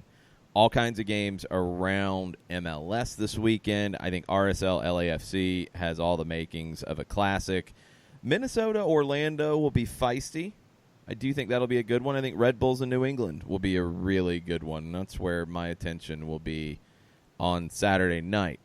As we get ready for Portland, though, here's a few things about the Timbers to keep in mind. The match this week, it was a 3-2 win over Chicago. Chicago had a red card early to Alexander Katai. It was 2-0 Timbers at that point. They couldn't find the third goal to put it away. Chicago gets one back. It's 2-1. Then Portland makes it 3-1. They still couldn't put it completely to bed, and Chicago gets a goal late. Little funky at the end. It's 3-2. Giovanni Savarese said, "Great win. We needed the points. 3 points are very important, but today should have been different. We should have finished in a different fashion." Larius Mabiala left the match with a hamstring, waiting on an update on him. players, you know this attack. Diego Valeri, Sebastian Blanco both have double-digit assists. Valeri's tied for the league lead with Carlos Vela at 15. Blanco has 10. LAFC and Portland are the only two teams with two double-digit assist guys in their team. Portland has a double-digit goal scorer in Brian Fernandez. He has 10 goals in 10 starts, 12 matches overall, since he joined the team from Necaxa. This was the number that jumped out to me when Steve Clark was signed off of waivers last year. Remember, Clark was in D.C. last season to start. The Bill Hamid loan comes through. Clark's the odd man out. He gets waived. He goes to Portland. Since he joined the Timbers, 14-4-2 when he starts in goal. That's massive. That is just a massive number, and I don't know why it's been so hard for him to be the main guy. Jeff Attinella is a very good goalkeeper, but 14-4-2, Steve Clark, come on now. And yes, as we've said, Portland, 5th game in 15 days. Diego Chara, Sebastian Blanco have started all 4 of these games in this run. Are they both going to be able to start on Sunday? Chara, when he doesn't start, Portland finally, and Chara's been there for a while now, Portland finally picked up their first win when he doesn't start very recently. So Chara is essential, but what's his legs going to be at 33 years old, playing 4 games so far in this run of 5 and 15? Blanco has looked a little old at times this season as well. Where are his legs going to be early on? And that was going to be my question when you mentioned Chara. Do you have a gut feeling on who sits and who stays? You don't have a ton of depth, and that's what's difficult when you're Giovanni Savarese and you're trying to think about, all right, well, if I'm a little concerned about these two, what do I do here? There's not a lot of easy answers. Marvin Loria has been a player who's played 10 times this season. He's got 2 goals. He started 5 games. He could play for Blanco. You could bring him into the mix. That might be one way to handle it. For Chara, you don't have a ton of options there. And that's where it gets difficult because you're looking...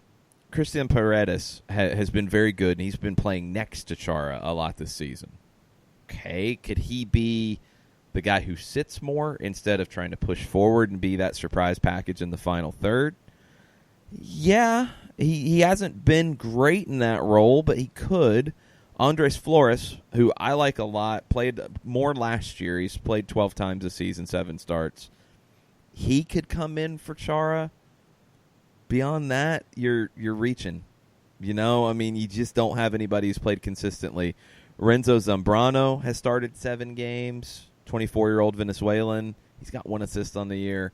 Eric Williamson is an up-and-coming player. He's played a lot for Timbers too. 3 matches, 1 start. If you don't play Chara, you're going to be reaching a bit. If you don't play Blanco, you've got Loria, you've got Andy Polo, you've got Dairon Asprilla. You've got options for Blanco.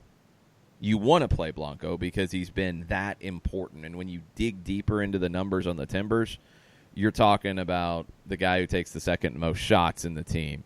He takes the most shots from outside the 18. He's the best dribbler in the team. He's one of your leading passers in the team in volume, which is not typical for a winger. Usually that's going to be one of your center backs, one of your central midfielders. Blanco's the number 2 guy in passes per 90 minutes played for Portland. That's a little surprising. So they play through him a lot. That's an issue if you don't have him in the team. You know, Polo's not that guy. Asprilla's not that guy. Asprilla's a great dribbler. Asprilla takes a bunch of shots. You're not playing through him in the same way. So if you don't have Blanco in the group, you're going to be playing through somebody else more. You might think that's Diego Chara. Well, Diego Chara is your number 1 guy in passes. That's who you play through outside of Blanco. So if you're thinking about both of those guys out, you're going to have to play through Diego Valeri more. You're going to have Christian Paredes on the ball more in the build-up. Can he handle that? Andres Flores, if he's the guy who gets the call. he's going to have to be more involved in that. Can you handle that? Because they don't really like to build up through their center backs. And with Larius Mabiala out potentially, you're going to be turning probably to Tuiloma, who's had 12 starts this season, and Julio Cascante, who's played 20 times, started 14. Could be turning to Claude Dielna, and if you do, you have to run at him just every time you get, because he struggles with pace in a massive way. If he gets the start, Atlanta's eyes should light up in terms of playing behind him, get Joseph Martinez running at him, find opportunities for everyone to run at him, because he just can't handle pace at this stage in his career at 31. So Portland's kind of stuck. They don't have the same level of depth. Chara, I think you're really going to have to roll out. Blanco, you've got options, but not similar options. Loria, Polo, Asprilla, all quality wingers, but they're very different than Blanco, a guy who gets more involved in the build-up than a traditional winger. All right. Let's see. Folks are giving predictions on the Twitters, and we do have a PSA from Chiefs coach Steve as well with conditions. Where would you like for me to go? Let's just hit the Twitters. The rest of the show, All we're right. all about the Twitters. Okay. HLUTD fan number 1. Atlanta United wins 3-1. Joseph with 2. Barco with 1. Believe we ride high from Wednesday night. Take care of business on the road in Portland. Daniel says if Atlanta can come in and grab a point, it'd be great and the most likely outcome. However, if Atlanta can go into Portland and snag 3, I see us winning the East here, using the win to springboard the way to the top. It would be an unexpected 3 points if Atlanta can go to Portland and get that. The Timbers are very good at home. They've been very good at home this season. They're historically very good at home. It's very difficult when teams from the East Coast go out west. It adds another layer of difficulty to it. That's why the win in Vancouver was significant. That's why the win last year against the Galaxy in Carson was significant. It's not easy. It does take a toll, and you can say whatever you want about it not being as big of a deal. Look, it's hard. The numbers back it up. So if you go out to Portland and find 3 points in it, that's very, very unexpected, and you take it and run with it. The PSA for today from Chiefs coach Steve. It's youth soccer tournament season. Hydrate today for the weekend games. And, of course, the Garlic Bread Warlord says it involves him screaming at Jackie Fresh to pound water, and he's lost count of the number of eye rolls he has received. Yes. Lots of pre-hydration. You're not going to be able to catch up once you start playing. You're going to need to continue to do that, but if you don't prepare, you're going to struggle because of it. So all the water, and make sure before the game, if you're coaching in these games. Look, this popped up on Twitter, and it became a conversation that was actually kind of interesting. From what I can tell, there is not an official policy, and these games are not league games, so these are going to be down to the tournament organizers to allow or not allow. There's not a Georgia soccer policy for sanctioned play about hydration breaks. If there is, I've missed it, and I've looked and looked and looked. Clubs have taken it upon themselves to have it. Referees generally ask coaches before the game, and it's agreed upon. I would hope that no coach would argue against it this weekend. If they do, they probably need to check themselves about why they're coaching. So go in, if you're a parent, if you're a coach, make sure everybody knows and understands that, yes, there needs to be a hydration break during these afternoon matches, and whatever the protocol is going to be on the referee side, make sure that discussion is had. It's very important this weekend. Brandon Felder, and this was a moment that I did not see in Campeones Cup. He says an underrated moment was when the second penalty was awarded, and as Joseph stood over the ball and America's goalkeepers talking trash, Joseph flashed a look, and he screen capped it. And Brandon knew 1,000% he was about to score and crush that dude's soul.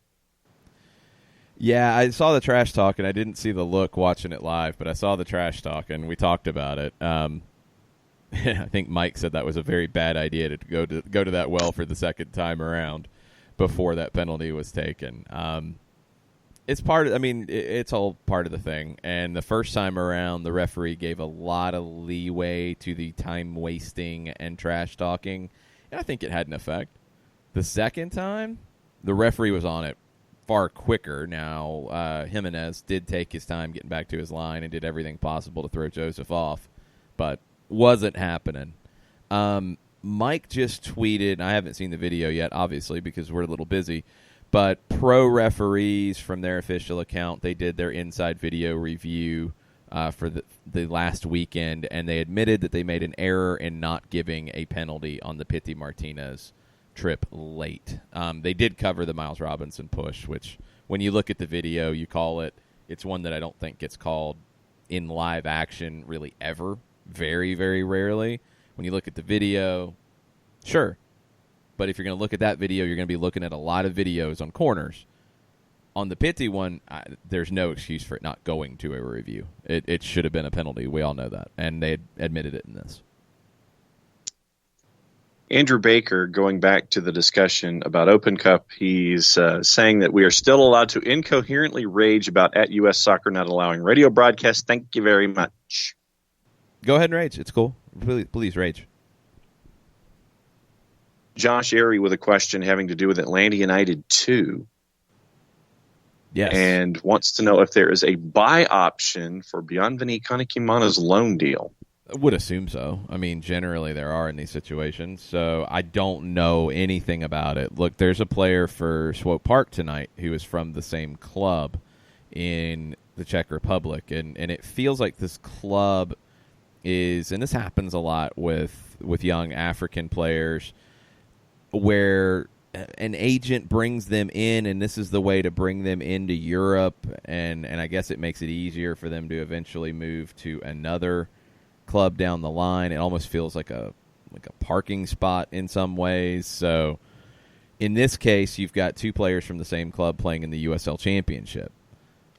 I don't know what the terms are of potential purchases. I don't know how that could look, but you also don't potentially purchase a player's loan based off of 3-4 games. Keep that in mind. That would lead to a lot of bad purchases. Lewis Martin says he's asking this question out of ignorance. National guys seem to say Nagbe, quote, isn't consistent, end quote, when playing with the men's national team. I've only seen a great player every match. What am I missing? He has been more inconsistent with the national team, but I think some of it is the expectations, too. He is perfectly suited to the role that he plays in Atlanta. And that's the role that he played under Tata Martino, and he plays pretty much the same role under Frank de Boer. He is the link in midfield. He is the link between a team that wants to build out of the back, getting you from the back to the front. And in Atlanta, we've seen maybe a little bit more of a directness at times when the situation calls for it. But that's not Darlington's game. And again, it gets back to something we talked about after the match on Wednesday. Darlington Nagbe would fit into the classic Barcelona style of play with the central midfielders who are linking and linking and linking. And you would get people who would say the same about Xavi and more about Xavi than Iniesta, because Iniesta was pushing forward more. But a player like Xavi, it's like, oh, well, he should be a number 10. He could do all these things. That's not his game exactly. And that's okay that it's not. I don't think that type of player is appropriately valued in the United States. I just don't. I think everybody has looked at Darlington Nagbe as he's a great player. He should be playing as a 10. He should be scoring a bunch of goals. He should be racking up a bunch of assists. It's not his game. He is the link. He is the one who gets you out of trouble, and he's the one who sets up what eventually becomes the assist and or the goal. And that is a talent, a very important talent that not a lot of players have. So embrace that. And I don't know why he has been criticized as much as he has in his career for not being something he's not. Chiefs coach Steve with some advice, or with a question, actually. Sorry, needs our advice. He has a guacamole-flavored juice box, and he's not sure what to do with it. Help. Ooh, that's a bad juice box. That's one that you throw down on like the next number you see that's 700 or 800 that is just not completely terrifying. If you've got a guacamole in a juice box, yeah, that's one that you'll risk on a bad option. Because nobody wants never. That. No, it doesn't exist. It doesn't exist. You don't want that. Well, it might be a health food store or something. You never know. She was going with a 2-2 draw. That's a guacamole pouch. Yeah, it is a guacamole pouch. She was going with a 2-2 draw, goals from Barco, and a header off a set piece from Miles. And one thing she wants to add is that we have 18 to 20 starters, not 11. The team now with the depth is a little unpredictable for the opponent to predict. We had no Barco, no Rometty, no Miles, no Miram, still won against Club America. And I still consider the players on the field all starters. I agree. And I think you're getting to a point where you've got an 18 to 20, but you can change the personality of the group depending on who your 11 is. You know, we saw it in Orlando. You didn't have Joseph. You still attacked. You still did a lot of the same things, but you had to tweak it a little bit.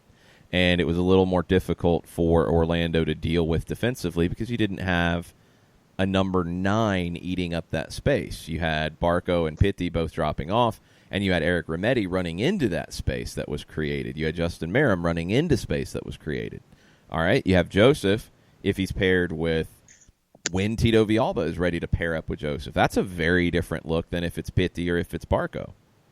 You also have the flexibility, I think, once George Bello is available and Franco Escobar is available, to go to a 4-3-3 look if you want to.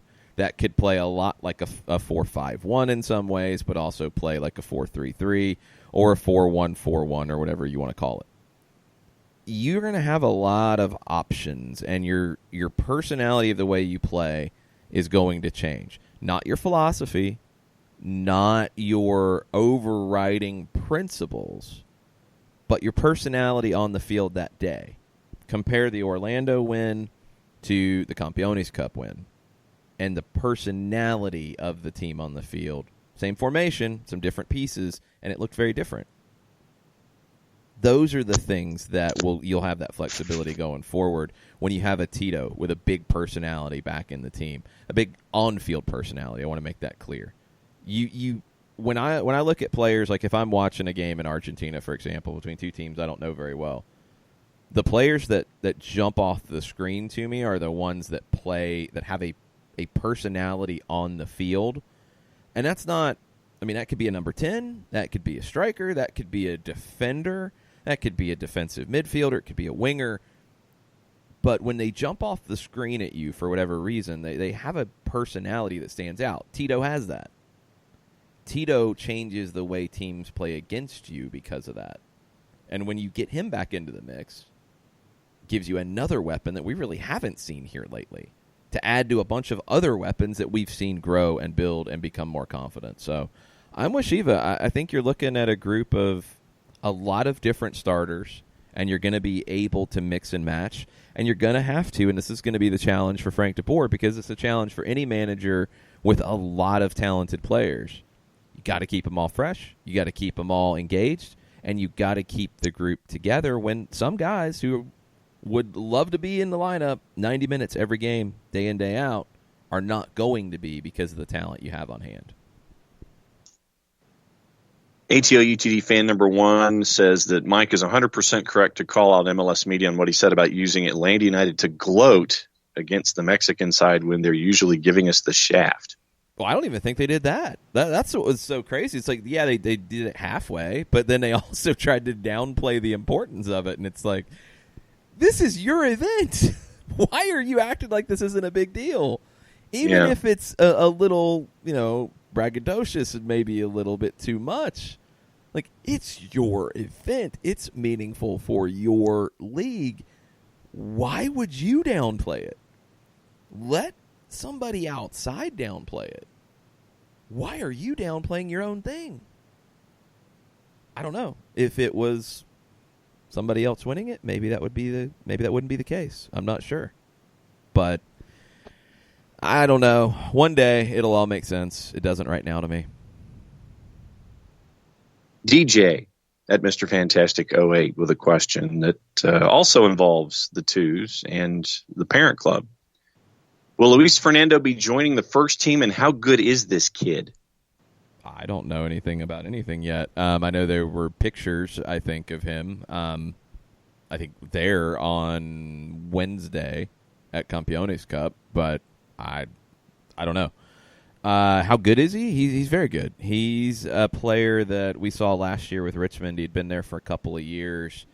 I've liked the progression from him this season because when that move was announced that he was coming in from Richmond, I liked it. I had seen enough and remembered him that, okay, I like what we've seen from him. But I think we saw a pretty one-dimensional Luis Fernando in Richmond. Here, I didn't know he was a strong player off the ball as a defender, movement off the ball. Didn't really see much of that during his time in Richmond. Here, you've seen it. We've seen him play in kind of a wing-back role at times. We've seen him play centrally. We've seen him play as a forward, as a playmaker. He's done a little bit of everything. He's a very versatile player, and he's a hard worker, kind of hard-nosed, scrappy. He can play at the next level. He's got that ability. Then this is something from Jacob Austin that I did not read yesterday because I was on the road, so I'm going to need a bit of a backgrounder here. And he wanted to know what we thought of Felipe's article from yesterday. Let me pull it up to make sure I have everything correct, because I did read it, but I want to make sure I don't misrepresent anything in it.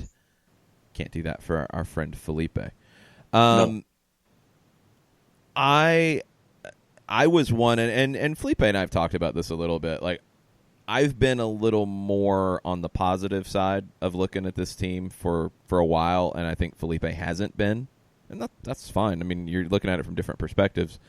I didn't feel like the Seattle game was like a spark to turn everything around because I didn't think it was as bad as others did at the time.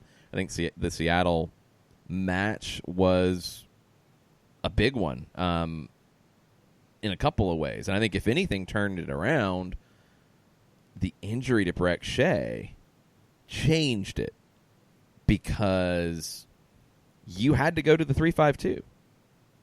You didn't have a real choice at that point because you didn't have a left back. Mikey Ambrose was injured, still out. George Bello, recovering, still not playing yet now. You couldn't play four in the back because I think by that point you'd made the decision that against opponents that can threaten you down that flank, you can't play Michael Parkhurst out as a left back in that space. In a game that you're going to dominate and you're going to have possession and you're going to be able to handle it, okay, maybe, but it's risky. If you want to open up more, and you were in the process, I think, of going there, of opening up more over time, you couldn't do it because you didn't have enough pace. So you had to go 3-5-2, and that was risky in and of itself, and we've talked about it the whole time. Justin Merrim is not a wingback. He had never played it. He had never played there. He'd been a winger. Different. He's embraced it in a big way. I mean, you knew what Julian Gressel could do, but one thing that Tata Martino moved away from with Julian Gressel was playing him as a wingback because a little more frail defensively. He played Franco Escobar as a wingback in the postseason. So it was risky to go 3-5-2, but it was the best risk you had. You didn't really have it because you also didn't have Barco back at that point. So playing 3-4-3 in a more traditional way wasn't really on the cards then either. So it was a bold move. It was a necessary move, and it has changed it.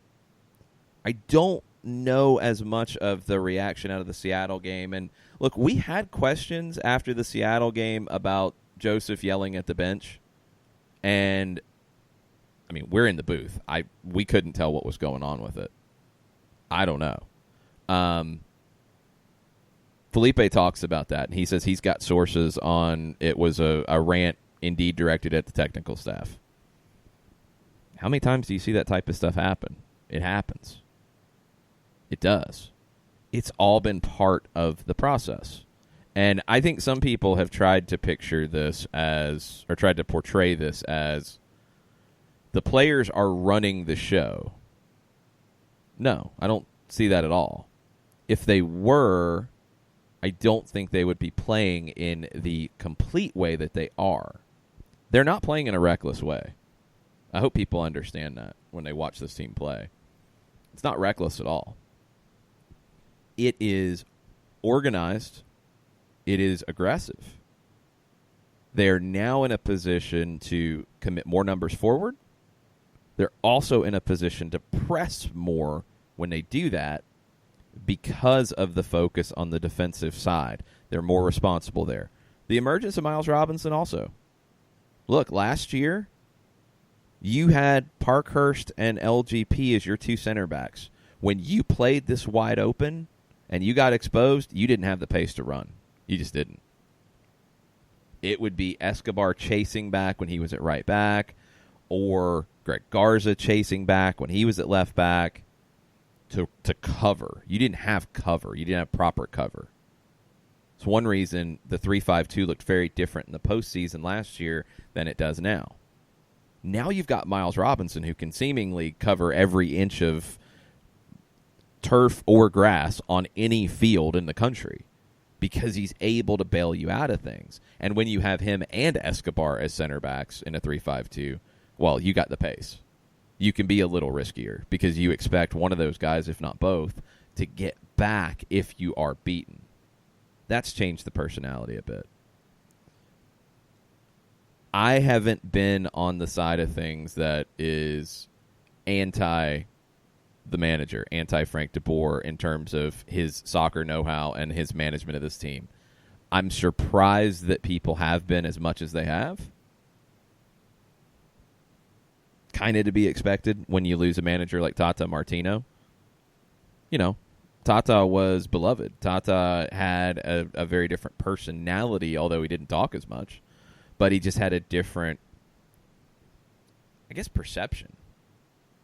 You know, he felt like the uncle or the granddad as opposed to Frank DeBoer. It's a very different personality. The South American, European aspect of it plays into it as well. Different personalities completely. But, and I've said it and I still feel this way. I think the lack of respect for what Frank DeBoer has done in his career is very, very disappointing to me. The guy knows what he's doing. And what he came in and talked about doing at the beginning is not so different from things Tata Martino said about being more responsible defensively. And it's not that different in the way that Tata Martino worked. Now, I think they came at it from different approaches. Sure. And I think other things complicated what Frank DeBoer had to do at the beginning. But I said it this week, and I think I was on an island when I said it, responding to a question on Twitter. I don't think you're as strong as you are now if you don't focus on the defensive side earlier. I don't think Miles Robinson is in the position that he's in now. I don't think you have those principles in place to be able to commit another player forward and press higher and do the next level things that you're doing in building this way of playing. Don't think you're able to do that. I really completely and utterly disagree with some of the things that people have tried to put out there about the technical staff just sitting back and now the players are running the show. That's not the case. I think they have found common ground. They have been able to come together, and Felipe said this in a response to somebody as well. They've been able to compromise. This team has an attacking mentality. They want to attack more. Okay, good. Tata Martino balanced that too. You still have to be responsible defensively. Now they have the personnel with the know-how, with the soccer IQ that has been built up to be able to handle that. And you're able to do it in a way that you were not able to do in April, you were not able to do last year. period. You know, this Atlanta team in the past was not as aggressive, honestly, as they've been in the last few weeks. They couldn't be. They didn't have the personnel to do it. Now they do. Miles Robinson changes that. Escobar as a center back changes that. And you've worked on it, and you've worked on that responsibility from Tata Martino's time through Frank de Boer's time. So you can find that compromise of both. And they're finding that.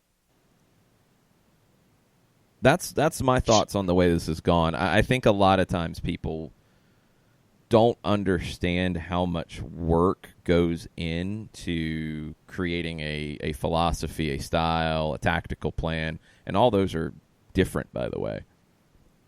And I think it's a lot of times maybe just because of the levels of managers we've had in MLS over the years or in American soccer where it's very simplistic. It's not. And it doesn't happen overnight. It takes time. And every time you have an injury that forces things to change, you've got to be able to adapt. Sometimes things fall into place for you, and whether it's injuries or a player coming into form or whatever, it all snaps into place. Or you don't have any other options and you have to turn to something that does work. Other times, it's a process, and it just gets better over time. I think here you've had a little bit of both, and that's pro soccer. That's what happens. Any top manager has had to deal with these types of situations before. And I think Frank de Boer can be a top manager. I think he has the right ideas about the way he wants a team to play and his background. And I think he's learned a lot during his time here dealing with a different type of player than he's ever dealt with in a large way. You know, I mean, he had South American players at Ajax, but not in this degree, not a team with a South American personality. Takes some getting used to on both sides. And I think that's what it's been. It's been both sides coming together and finding what works through some complications, through some trying times, and now you are here, and you have a team that is playing as good as anybody in this league right now. And just because you see a coach sitting down in a seat and not active on the touchline doesn't mean that there haven't been things going on. And the philosophy... Stop with that.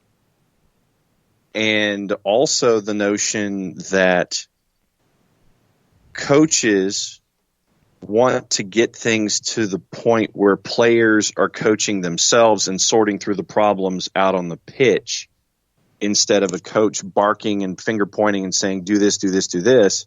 You want to be at a point where you're bestowing that kind of responsibility on the players themselves to problem solve and sort and come up with solution.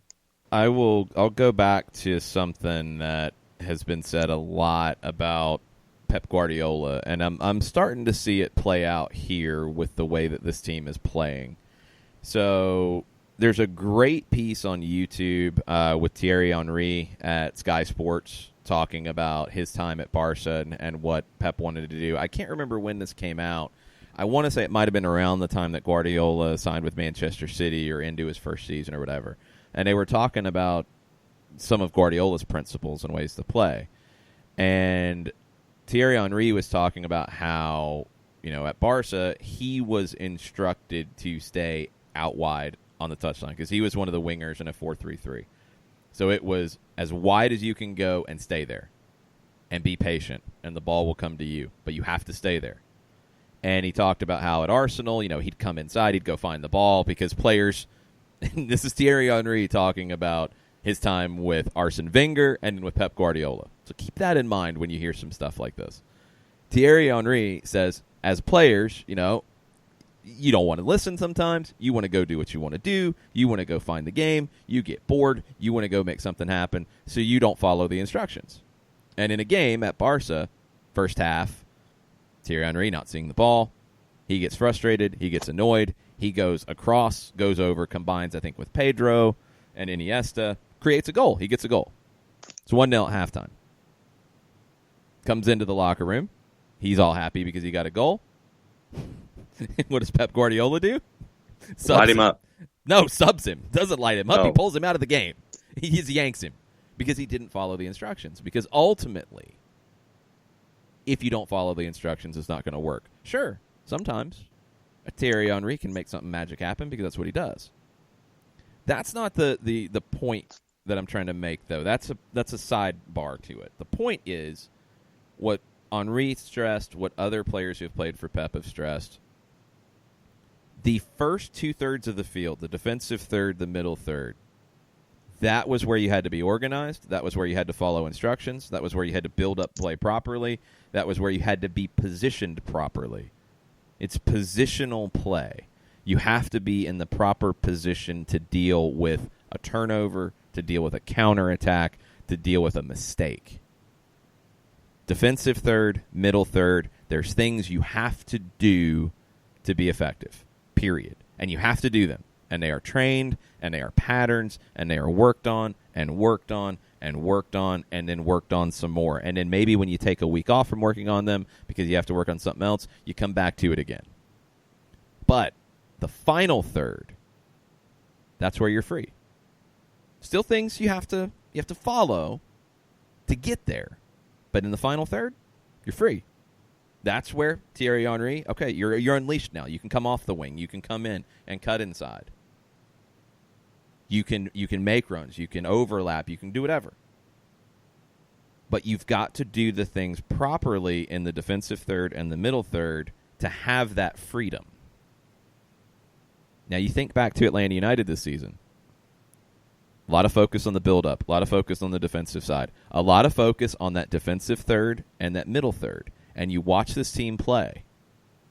It's not just pick up game, get your head up, look around, pass wherever you want. That guy's open. Cool.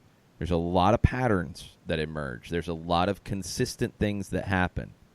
Darlington Nagbe, so essential in that. Eric Remedi, Emerson Heineman, so essential in those patterns, in those build-up moments. Because they get the team positioned correctly. A lot of times you position the team by the way you're passing and where you're passing and who you're bringing up into the play. And you want to get your center backs up, so you've got to bring them in when you're building up. You're not just playing the ball into the other half as fast as possible and then just running around. You've got to get positioned properly. So defensive third, middle third, you have to do certain things to give your squad and give your team the freedom in the final third. Then that's the player's game. That's their game. That's where Pity Martinez can do whatever he wants in the final third. Ezequiel Barco, Justin Merrim can beat 10 guys on the dribble in the final third. They can do whatever they want there. Joseph Martinez, whatever he wants in the final third. If you do everything else properly. Because then you're positioned to deal with a breakdown, to deal with a turnover, to deal with a counter, and you snuff it out. And you're in good shape. But you've got to do the first 2/3 of the field properly to have that freedom. I think it's taken Atlanta a little bit of time to get that, but now they have it, and you're seeing more of that freedom in the final third, and you're seeing the players play in that portion of the field the way that they absolutely want to and feel the game, because that's the attack. It's feel. The rest of it's structure. You have to be structured defensively. You have to be organized defensively. The attack, it's free. It's free. Overlap. Left winger in and up on the right side. Joseph Martinez dropping into the back of the final third to build up play and play a 1-2 with Darlington Nagbe like we saw in Monterey. Whatever. That's the final third. It's free. Creative. The other two, you've got to be structured or you're going to get crushed. That's something that keeps popping up back in my mind when we have these conversations about Frank de Boer and what's happened all season. It takes time. Those things don't happen overnight. Because you're trying to do something real here. You're trying to do something serious. You're not just playing random whatever and seeing what happens because you have really good players. You're trying to do something that gives you a baseline and a structure that allows you to beat any team you come across. And they're getting towards that. Always room to grow. It's not something that is perfect every time. You got to keep working at it for it to be good.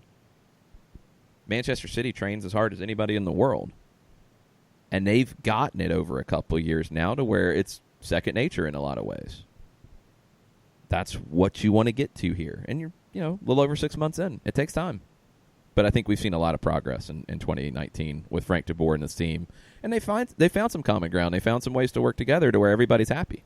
And that's what you want. If you're not happy, you're not going to play well. Team's not. Coaching staff's not. You got to all come together, and I think we're seeing that with this group. go on YouTube, just do a simple search, Pep Guardiola, Thierry Henry interview. It's about 6 minutes long, but it's a good watch. A couple of quick hitters before we go. Shiva's glad that we talked about Felipe's article, everything she's read from the AJC to the Athletic to Dirty South, and sometimes the perception I have from reading some articles is, quote, players dictated and FDB changed. In my eyes, that cannot be the case. No, I don't think it's that simple. I don't think really anything's that simple. I think the injury to Brett Shea forced some changes because you didn't have options. Just like we talked about in the Women's World Cup in 2015, Jill Ellis was forced into a lineup that then worked, and then she made the right moves and tweaks to do it, and it worked out well. She had to do some things in this World Cup because of injuries, because of things, and it worked. That's what good managers can do. They have to come up with things on the fly alongside that work of building a philosophy and being more responsible defensively and all of that. That's why I think doing what DeBoer did ultimately, going to a 3-5-2, which was risky in the way he did it, it's a gutsy move. And that's not something that happens just because the manager says so or the players say, well, we want to play here. That's everybody coming together and understanding, okay, we're going to open it up now because we're going to have to. And Justin Merrim, Julian Gressel, you guys are going to be in positions where you're going to be free in the final third to do what you do. But none of this system works if you don't defend the way we need you to defend and also build up play in the way we need you to build up play. That's why it has to be compromise and working together. That's what good teams do. And that's what this team is doing right now. A couple of other quick things from DJ. Wants to know if you're a little worried about Atlanta's backline due to Escobar possibly not playing with the possible hamstring issue. Yeah, obviously, and for the reasons we just talked about. Because when you have Robinson and Escobar, you've got speed. And that gives you, even when things do get messed up, and even when you do the build-up properly, but you get caught, sometimes just sheer athletic ability from Miles Robinson is able to get you out of that because he can cover ground better than anybody. And Escobar's right there with him. Well, now you're losing one element of that if he's not available. So if it's Michael Parkhurst or Florentine Pogba, who covered a lot of ground, a lot more than I expected against Club America. Yeah, played full 90+, yeah. It's not the minutes. It's the way he played it. Because he was not Michael Parkhurst playing center back where he's staying at home more. Flo was pushing forward and also recovering well when he needed to. So that's the balance that you've got to find. And if you don't have Escobar, you're not going to have as much speed. Pogba, can he turn around and give you 90 again? We'll have to see. If it's Parkhurst, it's different. It's more cerebral. But, yeah, you're losing some of that just sheer and utter range to deal with things. And then DJ's follow-up. He says, do you think a rebrand or new ownership is needed for Houston Dynamo due to very poor attendance in the league and non-ambitious ownership group?